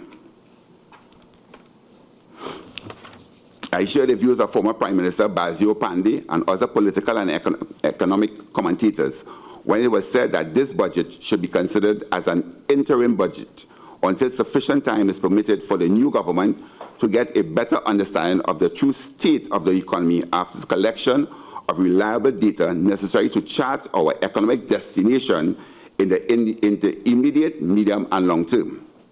This, Madam President, takes me to my first area of concern, that is, the unacceptable absence of independent and reliable economic data from an institution charged with the responsibility such as the CSO, the Central Statistical Office, in listening to the debate over the past few days. The new administration made certain claims about the state of the country's economic situation based on information they were able to obtain from the Central Bank and other ministries that the opposition has been disputing as being inaccurate and misrepresented. Therein lies the critical need to have, as soon as yesterday, a professionally adequately staffed CSO that is sufficiently resourced, properly housed, and up and running so as to provide the critical, independent, and reliable data needed for decision makers and planners to operate and take decisions based on credible information. The public is entitled to have facts about the state of our finances.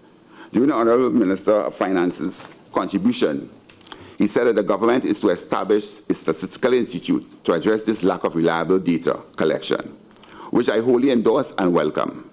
I am personally aware of a Trinidadian professor of statistics lecturing in a highly reputable reputable U.S. university who has offered his services as a contribution to help set up and modernize a statistical institute and to train persons here at home.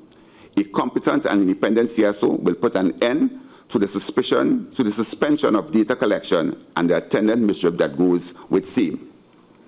Madam President, I do not consider this budget to be one of doom and gloom, anti-people or draconian by its proposed fiscal measures.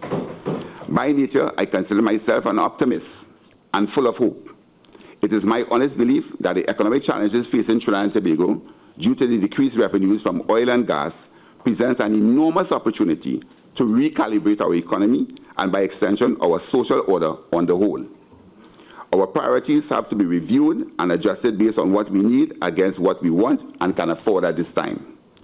In an article entitled The Economist's Perspective, No Wiggle Room, in PricewaterhouseCoopers 2016 Budget Memorandum, senior economist Dr. Roland Ramkissoon stated, I quote with your permission, Madam President, the challenges of the new Minister of Finance would not have been too serious if 2015 was the first year in which a deficit was incurred. The situation is that more serious as expenditures have steadily increased and exceeded revenues in each of the last 4 years. Notwithstanding much higher energy prices over the last 4 years, economic growth was on average only marginally positive as the stimulus provided through fiscal injections into the non-energy sector barely offset energy sector contraction. Hence, the new Minister of Finance task would not only be to juggle the numbers in respect of revenue, expenditure and finances, but more importantly, to assure the population that the government has the capabilities to navigate the stormy waters which lie ahead. Actions of the minister and the government must encourage faith and build confidence. The minister will want to ensure that he puts a stop on any further widening of the deficit in the 2016 budget. To do this, the first call would be to halt increases in expenditure, especially in subsidies and transfers. In doing this, the minister must be strategic in respect of existing contracts, promoting growth, and in critical areas of social support, unquote. Madam President, let us be honest and open our debate about the economic challenges facing us if we are to do what is necessary and prudent to circumvent any further undermining of the economy.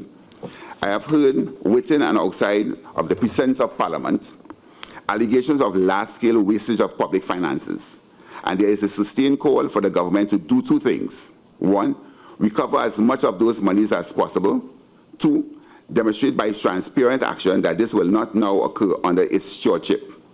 The public wants and is demanding accountability in the affairs of government. It is not my role or my intention to cast aspersions on any person within or outside of Parliament under the protection of parliamentary privilege. I do feel duty-bound to say, however, that it is manifestly unfair for this administration or any other to seek to recover squandered public revenues from the public by the imposition of any new increased taxes or levies before first cleaning up the activities of wastage of resources, looted revenues, and any other misappropriation funds from the public purse. Billions of dollars may be at stake here, and I'm certain the public would like to know what justification is here for anybody who does their best to eke out a living and make ends meet, and to keep depositing monies into an entity charged with looking after their welfare, that then spurts away or squanders it with no consequences. That would be like pouring liquid money into a pot full of holes. The pot will never be full until the holes, big and small, are properly plugged. Most of us are talking about the merits and demerits of new taxes and levies, but is enough being said about the continuous mismanagement of the public purse and how the situation is going to be rectified. If nothing is done by the custodians of the pot to arrest this leakage, the options open to depositors are either to stop depositing their hard-earned cash or to change the entity with a porous pot. Another area of concern is the government's social section policies found on page 34 to page 40 of the budget statement. It is encouraging to note at page 40 the government's intention for people with disabilities, and I crave your indulgence in quoting same Madam President. The Honorable Minister of Finance said, people with disabilities are constantly constrained from participating and benefiting from our growing economy. We will create a more inclusive society for persons with disabilities. They will enjoy opportunities through an empowered life with dignity. We will undertake substantive action to meet our obligations under the relevant conventions approved by the United Nations. In consultation with people with disabilities, we will undertake immediately a review of all projects and services directed to the community, unquote. This is a pleasing statement of policy I am sure differently able people will be anxious to see take effect. Madam President, immediate action can be taken in numerous buildings in Trinidad and Tobago and pavement for starters, as there is often no adequate or reasonable physical accommodation for differently able persons to enter or move around without some kind of assistance in public spaces. Look at these very parliament chambers, for example. I had been an independent senator in the last parliament for 2 years and have returned at the commencement of this 11th parliament, the highest institution of legislative authority in the land, which passes laws to enforce government policy for the country to follow. Yet it is distressing to note that adequate physical accommodation is not provided for the disabled and the physically challenged. I cannot consult with you, Madam President, or any other senator on the floor of these chambers without you all coming to me as a courtesy. I could not access the chair of the President if I were called upon to preside over as officer in the absence of the President, the Vice President, or the coordinator of the Independence Bench, which has happened on several occasions when Dr. Ralph Babgowen sat in the chair as presiding officer. Madam President, can you imagine a few differently able persons, more so in wheelchairs like myself, coming here to occupy the public gallery at the same time? There is no specific accommodation for them. I had hoped that by my presence over the past 2 years would have caused action to be taken to rectify this obvious neglect, but nothing was done. Therefore, as of today, I must give life to the wise counsel of my beloved deceased maternal grandmother, who often said to me, "It is the hinge that makes the noise that gets the oil." So today, Madam President, I hope that the noise of the differently able people is being heard loudly and the oil of rectification is on its way with dispatch. Parliament and the powers that be must at once remedy this travesty of blindness against the differently able, starting in these chambers. It would be an interesting thing to see if all members of these chambers came to a sitting in Parliament in wheelchairs to experience firsthand the challenges in so doing. At the end of that sitting, the wheelchairs can be donated to persons or organizations in need of same. This act of civil activism and consciousness would be preferable to blocking streets and burning tires in frustration. I hope my invitation can be entertained and my lamentations silenced with appropriate action by Parliament and the state. Madam President, I am not sure if the discerning public and customers of our healthcare facilities will take me to task if I say that the major problem that public faces is in the lack of quality of service in the healthcare. A health service that is efficient, readily available, and accountable. There are just too many medical mishaps, too much negligence, and misadventure that occurs without consequences for the perpetrators in our medical institutions, public and private. Perhaps the government would consider introducing protection legislation similar to that in India, which they have a Consumer Protection Act 1986, which exists as we speak. This provides users of their health facilities with an opportunity to get compensation in a very short space of time, as opposed to be going through the civil route, which is very expensive and very long and drawn out. This certainly will help to arrest and put some sort of a consciousness on the providers of these services to the honest human public, you know, in terms of bringing some sort of comfort to the distress that we have been seeing over the last year or so. I mean, there's a continuous reporting in the media of people dying, you're going to have a baby and the person is dead. You're going to have the simple things and people are dying from it. This should not be in Trinidad and Tobago in 2050, and something must be done.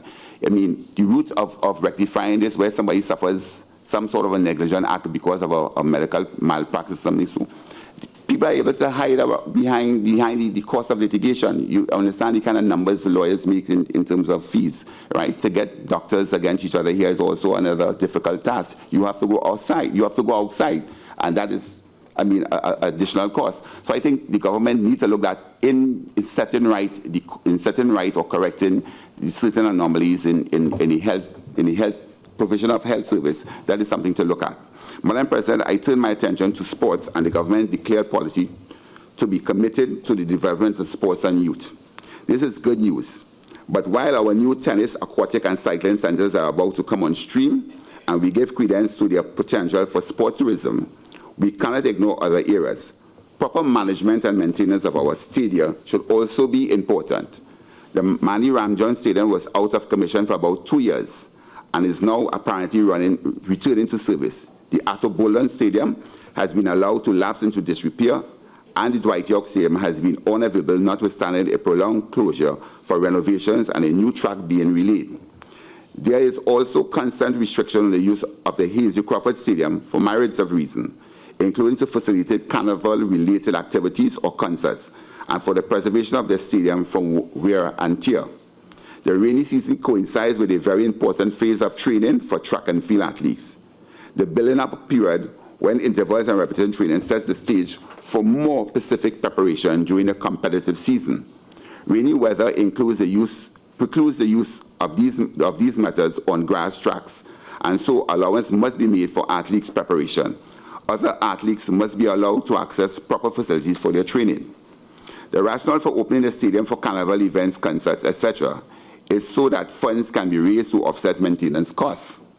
It would be interesting to find out just how much funds the stadium received from promoters and how much expenses incurred in repairing stadiums, seating, and bathroom facilities that are abused by patrons, particularly those who may be inebriated. There is also a relaxed attitude on the part of promoters to clean up after events, which means that it takes far too long for the facilities to return to its intended use. It would also be interesting to find out what caution or contingency fee is charged to promoters, since a small fee would mean nothing to promoters who have no care for the plight of athletes once their event is over, and so little effort is expended towards stadium rehabilitation. At any rate, there is an incalculable cost incurred in depriving young athletes of the use of a facility for the purpose for which it was intended. Might it not be more feasible for the ministry to set aside funds for stadium maintenance and allow promoters to develop alternative venues for events? Jamaica boasts of a multitude of international athletes, hosted a multitude of international athletes wishing to do warm-up training. In St. Kitts hosted the Canadian track and field team earlier this year. When we speak of sport tourism, will we accommodate the use of our track facilities by individuals and teams who seek warm weather during winter months and spring breaks? If so, how will we justify this in the face of the current treatment of local athletes? Would we be, in the words of a famous calypso, saving it for company? There is clearly a need, if we are to proceed with a thrust towards sport tourism, for a more enlightened approach to the use, management, and maintenance of our stadia and new facilities about to come on stream. This morning, on one of those morning talk shows on television, I was fortunate enough to get a view of an interview being conducted by Hema Ramkissoon with J.U. Gordon, our first gold medalist at the World Games, I think, two years ago. Young J.U. Gordon came from a family that was disadvantaged, and he said he never allowed his circumstances to keep him down. As a matter of fact, he uses it as a catalyst to be focused and to achieve great things. J.U. Gordon, young J.U. Gordon, has gone on to graduate from the University of the West Indies with a first-class honor. I think that is something to be very proud about.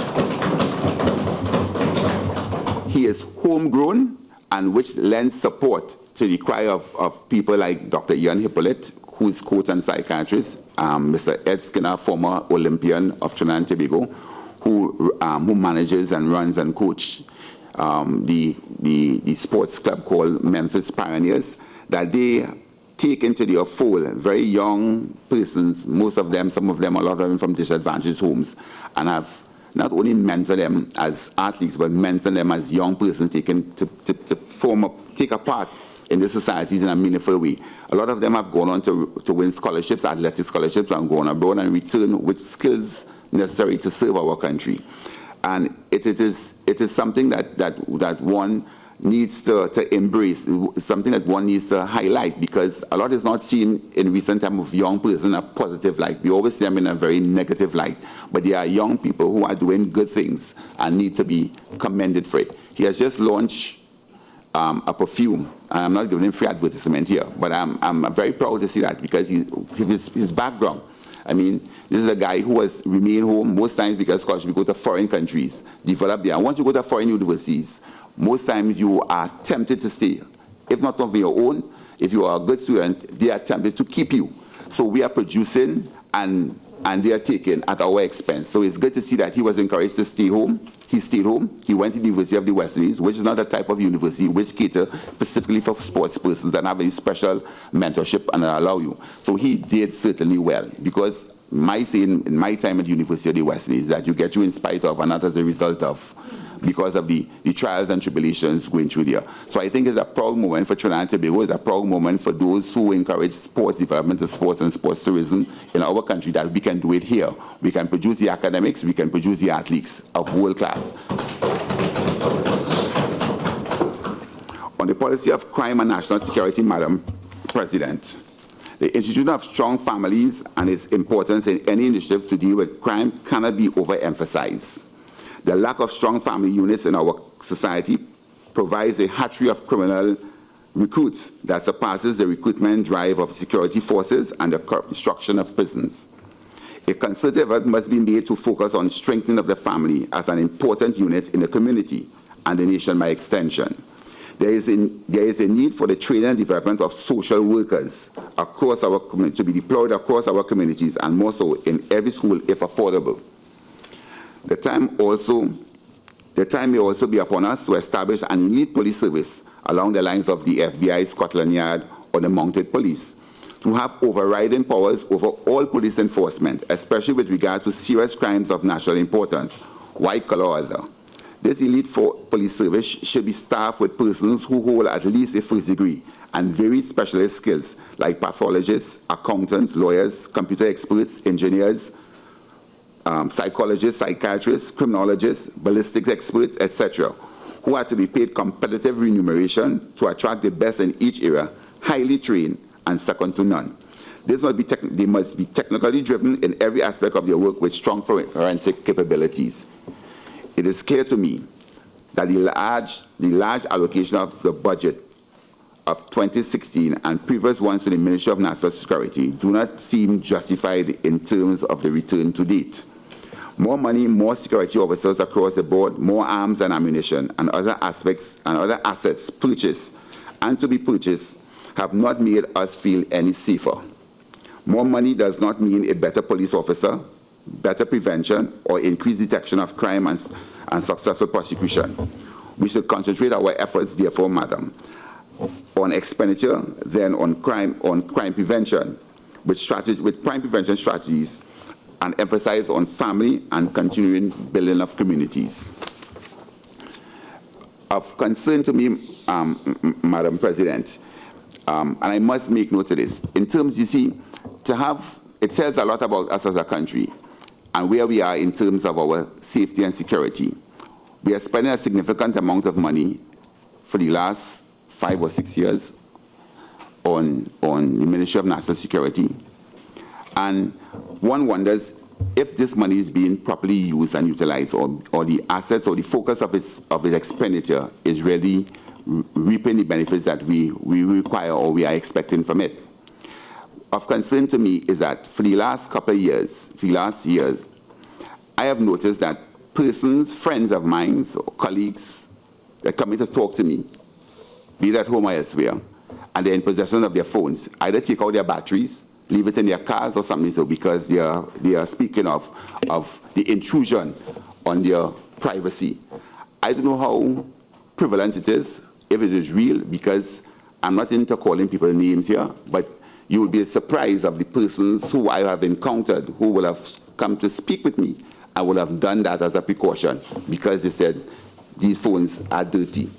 Now, I was very distressed by that. I've been very distressed by that. I have worked in other countries. I have worked along administrations where security is of critical importance, and I talk in years, at least a decade back, and technology of staying in a car and listening to somebody's conversation in a house was readily available. I don't know if that technology is here and how it is being used by our security forces, but I would like the Parliament to get an account of what is exactly the state of that in terms of our national security. Do they have the capabilities of listening to people's conversations? And if so, under what basis? And what is being used? I'm not a drug dealer. I do not traffic in women. In human, I do not know why they would want to listen to my conversation. You know, I just don't know why. I don't know anybody who calls me who deals in any of these things, narcotics or everything. Why would that be a case? But certainly it must have some truth to it because there are too many people who would have come to me and practiced that, and they are not in front of me negotiating and so on. So I find it very distressing. I think it's something that we need to get at the bottom to, even though we are engaging and setting up a structure, whatever the security structure may be in terms of making us safer as a people.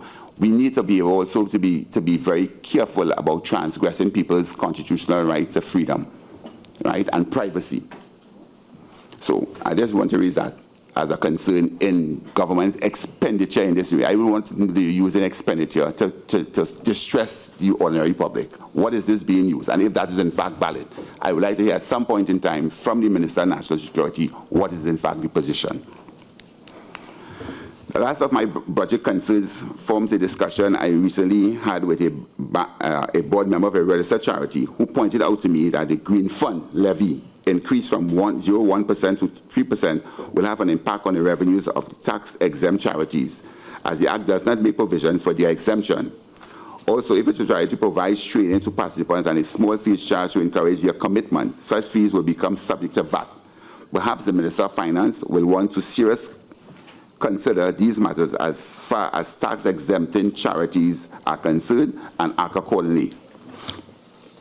Madam President, I also was privileged to listen to Senator Amin yesterday in her contribution where she raised the concern of the gates. I think it is a legitimate concern. I think it's one should engage public discourse, and I hope that it will not have fallen on deaf ears. Today, this morning, I mean, while coming here, I listened to Dale and Tony, who apparently are celebrating 25 years of doing a joint broadcast on the radio. It's a broadcast that I listen to. It's one of the more uplifting and provoking at times shows, and I like congratulate them for them. I also heard they making comment about the fact that Senator Amin had raised that. I think it's a genuine concern. What is interesting about the Minister of Finance's contribution, in other places, as they will say, criticism was being made of the fact that I think over 1, 2, 3, 4, 5 of his first sentences or first paragraph meant to engage about consultation. Madam President, I think consultation by any government with its customers or clients or the public is essential, especially when you are seeking to do things that will have a significant impact on them. And if this is the new signal being sent by this government, I think it's a welcome one, because on the last occasion, I may have... Senator Roach, you have 5 more minutes. Thank you very much, Madam. On the last occasion, in the other Parliament, because of lack of consultation, and because we do not have in our Constitution what you call a referendum, in the absence of a referendum, what is best if people there's a significant outcry and rumbling about a displeasure about a proposed measure? You call an election. And when I said that, it caused an uproar. A lot of people were antagonized, a lot of people were angry with me. But I was just saying, as a member of the public, charged with the responsibility of articulating views that may be outside that I will have come in contact with. And therefore, because of their lack of consultation, a lot of things went awry with that. And therefore, I think it is wise and it is a good strategy, a good signal for this government to engage in consultation. Okay? Madam President, a lot has been said. I also heard Senator Vasant Barat a while ago in his contribution, again, speaking about some of the difficulties, some of the assertions or claims made by the present government in terms of our finances, which left a lot to be desired. And therefore, in closing, I just want to emphasize that all of this can be taken care of if we are, as the public, can get information that is credible from an independent institution on exactly what is the state of our economy. Before you move forward, before you plan, you must have solid and concrete information. We can't move on what is and what speculation. It's going to cause a lot of mischief as what is going on, and I hope that this will be rectified soon. Madam President, I mean, a lot has been said. I know a lot has been covered by members of this Senate about the budget. I am not one of gloom to see things in a negative way. I see things in a positive way. I believe in the not too distant future, the next 6 months, or as the case may be, the Minister of Finance probably would come back here with a more comprehensive analysis of the budget, having satisfied the data collection in a more reliable way. And for that, I wait with bated breath. Thank you very much. Senator Budhu.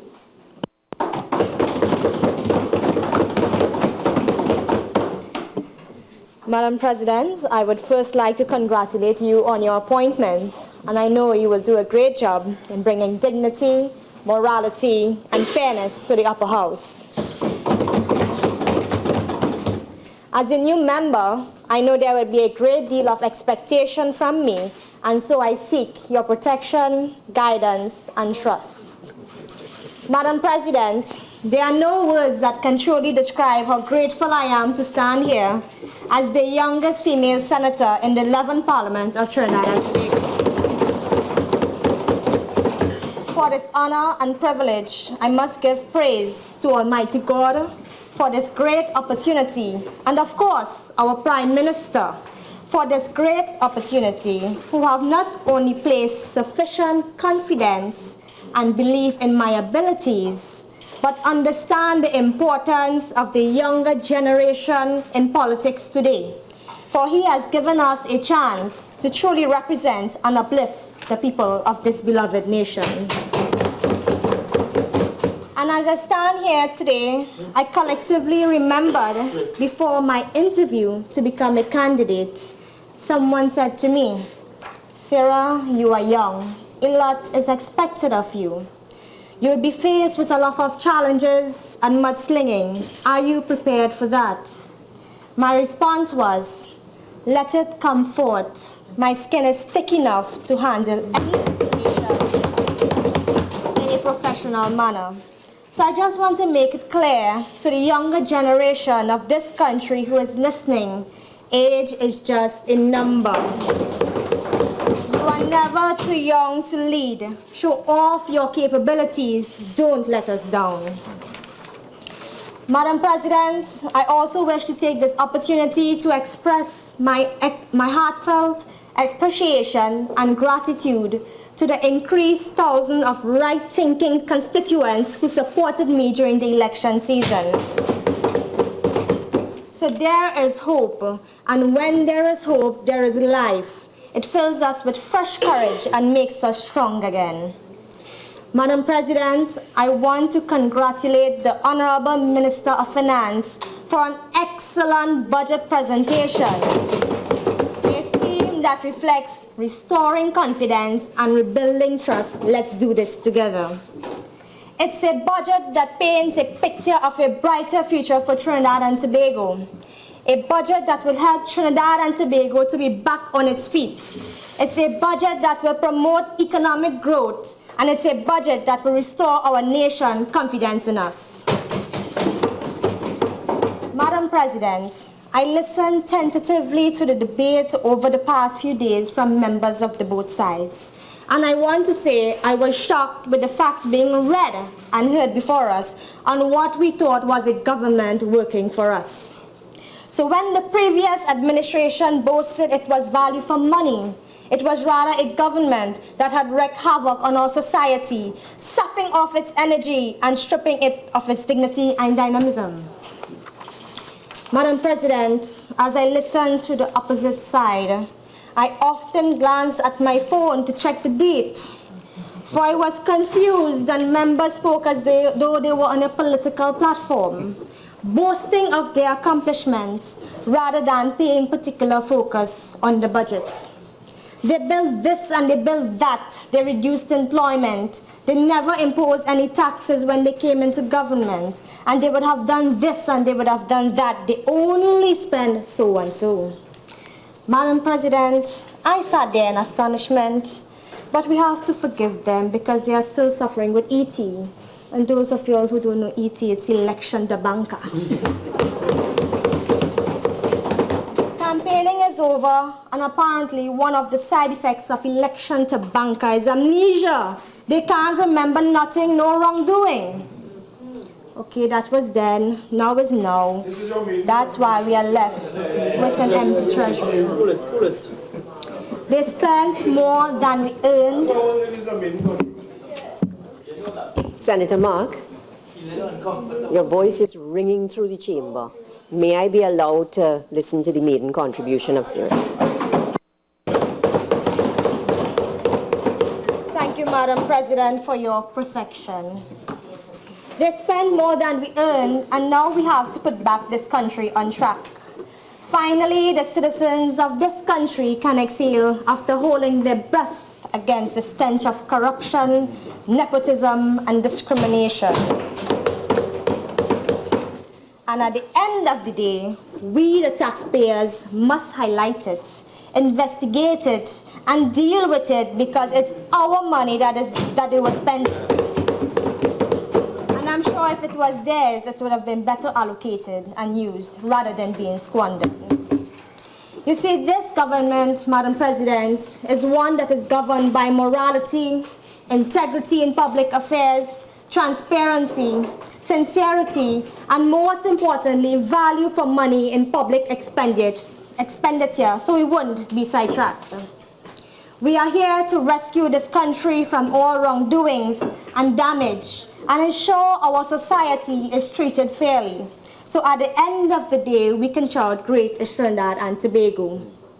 This government, Madam President, is committed to governing in a transparent, efficient, inclusive, and decisive manner, paying due regard to respecting and upholding the rule of law and rights of all citizens of Trinidad and Tobago. Madam President, the past administration record on education is totally depressing, bogged on by corruption and ineptitude. The then Minister of Education boasted that they built 102 schools, and up to this day, they can't provide a listing. Madam President, this is incomprehensible and speaks volumes. Madam President, what poisoned my ears during the debate was the fact that the Honorable Member for Caroni East stood up and coached by the opposition leader to ask about the provision of school books and laptops to the students for 2015-2016. Madam President, I am young and my memory is good. Far as I recall, the People Partnership government was in power up to the first day of school. So it would have been their responsibility to put that in place if this commission. Don't try to insult our intelligence and brainwash the citizens of this country. A matter of fact, published on July 16, 2015, one of our daily newspaper read, Minister of Education yesterday assured the outcome of the September 7 general elections would not affect the distribution of laptops to secondary school pupils. Promises they made, never fulfilled. I wonder who is dangerously misleading now.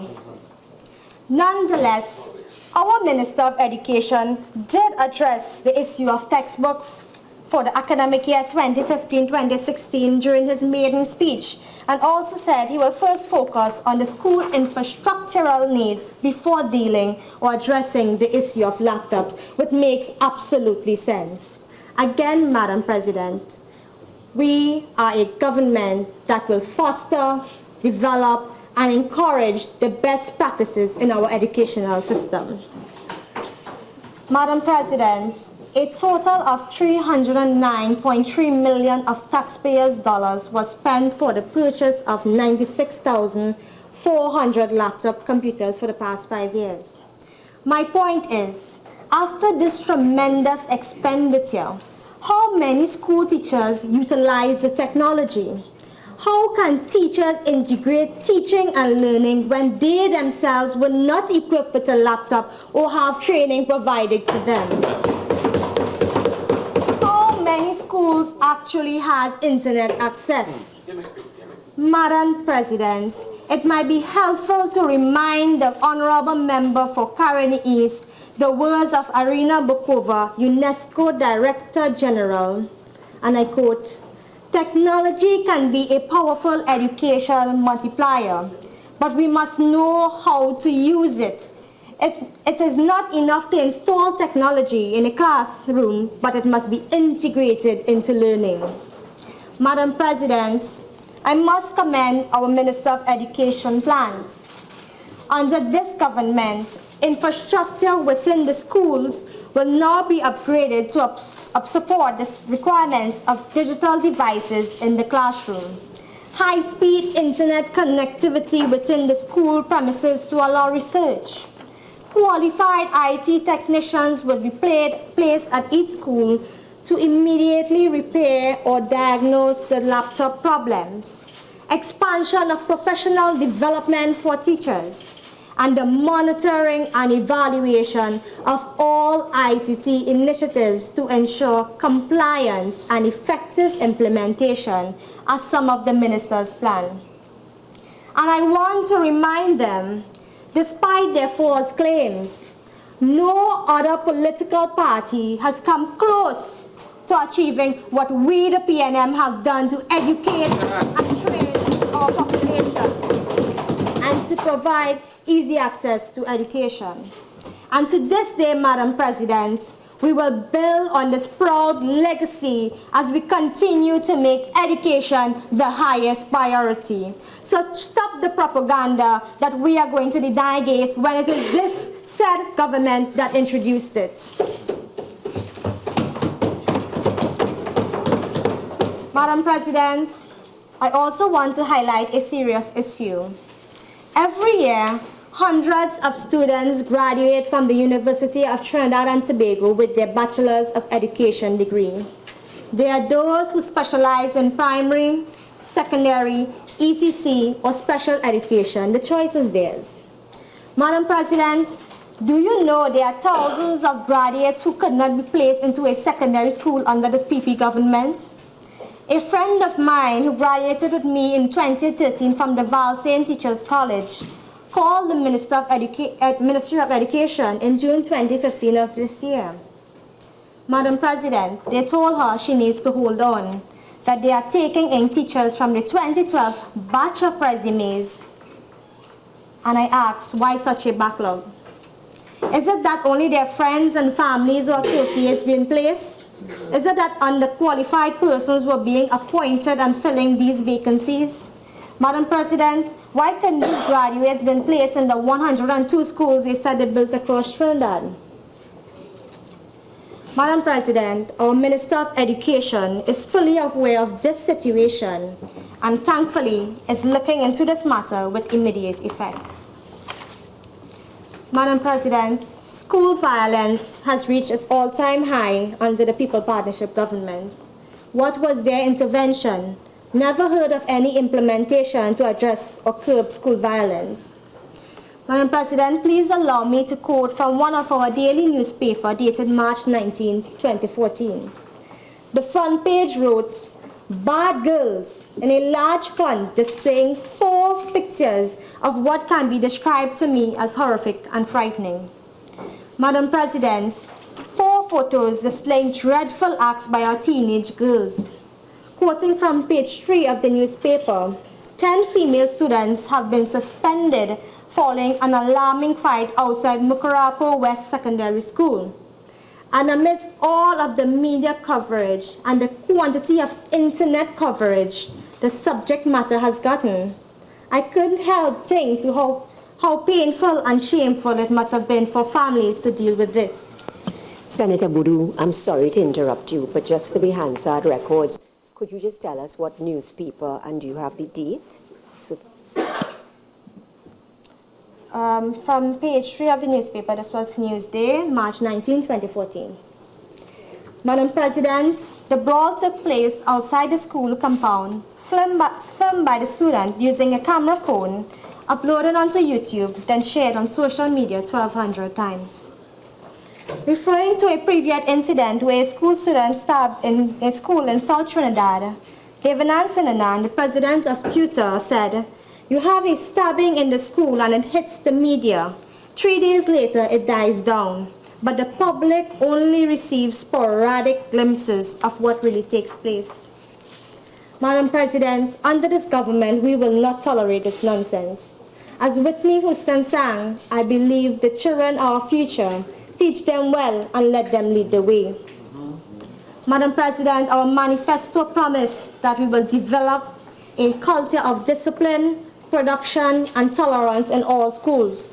We understand that these children's pattern of behavior, their attitudes and demeanor and moreover, their actual outlook on life is the result of certain social and family patterns inculcated in the homes, the school, and the wider environment. Madam President, our Minister of Education already has plans to deal with school violence involving a collaborative relationship with various stakeholders in structuring student support services to ensure the holistic development of each child, filling that gap from the home to the school, because this government understands that once the school system is in jeopardy, our country is in jeopardy. Madam President, this government will fully integrate sports, culture, language arts, and physical education into the curriculum. Through participation of sports and physical education, our young children will not only keep our children away from engaging in illegal activities and idleness, but they will listen about the importance of key values such as honesty, teamwork, fair play, respect for themselves and others, while adherence to rules. Madam President, it also provides a forum for young people to learn how to deal with both winning and losing. Sport-based programs have shown to improve the learning performance of children and young people, encouraging school attendance and a desire to succeed academically rather than engaging in slackness. Madam President, I am pleased to know that under this government, our culture will not be ancient history. According to Pearl Springer, a playwright, in our education system, none of our children knows about Kambule, she said. Neither do I. Culture is life. It gives a sense of self and identity. It is not found anywhere, definitely not in Trinidad schools. Madam President, we are going to change that. I also appreciate that our schools will be modernized with a view to generating our young people an adequate appreciation of our history. Just like hearing about Mahatma Gandhi, Marcus Garvey, Christopher Columbus, our children will now know who is Dr. Eric Williams, Basdeo Pandey, and Patrick Manning. Madam President, as a former teacher, I know firsthand how important it is to have the ability to stay current and utilize the most up-to-date information. I had opportunities to attend well-developed and thoughtful workshops on how to transform teaching and learning. Sadly, the enthusiasm simulated by the workshops waned when I returned to the classroom and the reality of the thousands of the other things that had to be done and no equipped resources. Because I had no follow-up from the courses or ongoing support from colleagues, I would look back months later only to realize that I have been unable to implement anything that I learned. Madam President, this government intends to develop and implement a formal system for ongoing professional development for teachers. The Minister of Education did mention that he will ensure that the education and training of our teachers is adequate to meet the challenges that face our young people, including penetration of foreign cultures, technological devices, and social media, and shall cater for the differently learning styles students display. Madam President, please allow me to speak a little on some things I observed during my long hours and days of working in the constituency of Caroni East. Madam President, I believe Caroni East is one of the most underdeveloped constituency in Trinidad and Tobago, sad to say. The past 5 years, there were no infrastructural developments. Primary school buildings are in dilapidated conditions. Imagine for the fiscal year 2014-2015, 218.56 million was spent on construction, 106.7 million for improvement and refurbishment and extensions to primary schools, and 15.6 million for procurement of furniture and equipment. Madam President, this is no joke money. We are talking about $340.9 million spent on primary schools. Again, high levels of expenditure. Senator Mark and other members, I remind you of Standing Order 51E. Let us listen to the Senator in silence, please. Thank you very much, Madam President. Did we get value for money? The answer is no. Again, the saying goes, the king was in his counting house counting out his money. The queen was in the parlor eating bread and honey. Madam President, among others, the St. Helena Hindu School is shabby. Thankfully, under this government, repairs and maintenance of schools will be the primary focus. Our Minister of Education already highlighted there will be transparency in tendering, close partnership with stakeholders to minimize loss of school time, and a collaborative relationship with the Education Facilities Management Company, EFCL, to ensure value for money. Madam President, in Caroni East, the roads need to be upgraded and properly lit. In areas there are schools, there is a need for pavements and speed bumps. Recreational grounds need to be refurbished with proper infrastructure such as pavilions, play parks, and car parks. In some villages, Madam President, there isn't even a recreation ground, sad to say. Children are forced to play on the roads, thereby endangering their lives and motorists as well. One such village suffering from this is Ravin South in Londonville. There is also a high demand for community centers, health centers, and early childhood care centers to meet the needs of the single parents. The health centers suffer from recurrent shortages and are not operating at their optimal level. Madam President, our approach to healthcare is quite different. This government will hold officials, managers, and boards accountable for the performance of the national healthcare system, with serious consequences for malpractice and maladministration. Madam President, for the past 5 years, Caroni residents are experiencing massive flooding, leaving hundreds of families in El Carmen, St. Helena, and Kelly Village counting their household.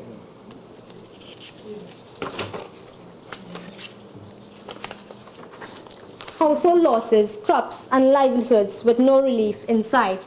For 5 long years, they have been pleading for a flood prevention measure, and they are fed up of being ignored. However, this government intends to do all in its power to alleviate that perennial problem which the previous administration failed to do. Madam President, there are a lot of young unemployed persons living in Caroni East, which have resulted in some of them engaging in criminal activities. This government recognizes that our youths are vital to the future development of Trinidad and Tobago. I am happy to boast that this PNM government will soon particularly develop an annual youth expo and special radio and television programs to allow youths to discuss the issues that affect them and focus on youth development. develop a comprehensive youth employment policy which will address the specific needs of unemployed youths, including preparation for the job market and varying needs of youths in diverse communities. And of course, they increase the OJT stipend, which I believe will drive persons to get employed.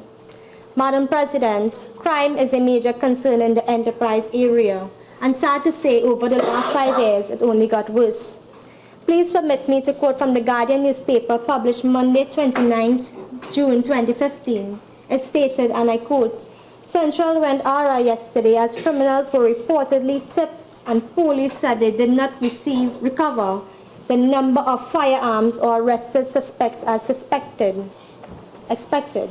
An officer who was involved in the exercise said the leak came from the police force." Madam President, this government understands without security of the tenure at the top, there can be no meaningful improvement in the service. And as such, I am in high spirits to know that we shall work towards reform, upgrade, modernize, and transform our police service. In closing, Madam President, our vision is to make Trinidad and Tobago a better place with a brighter future for everyone where our legend lives on. We, the young ones, will continue to sow the seeds, plow the land, and plant the trees so our future generation can allow our footsteps and work hard for tomorrow's harvest. And I thank you.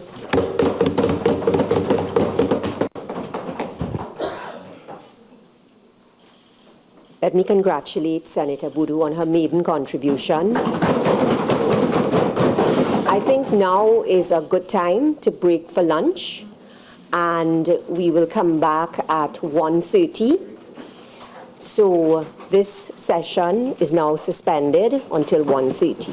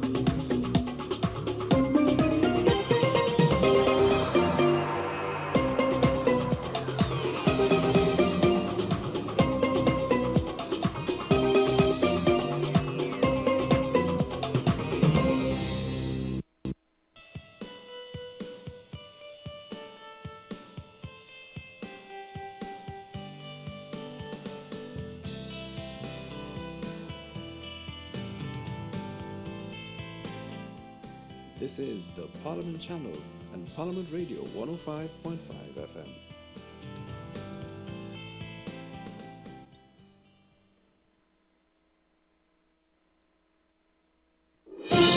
Parliamentary updates.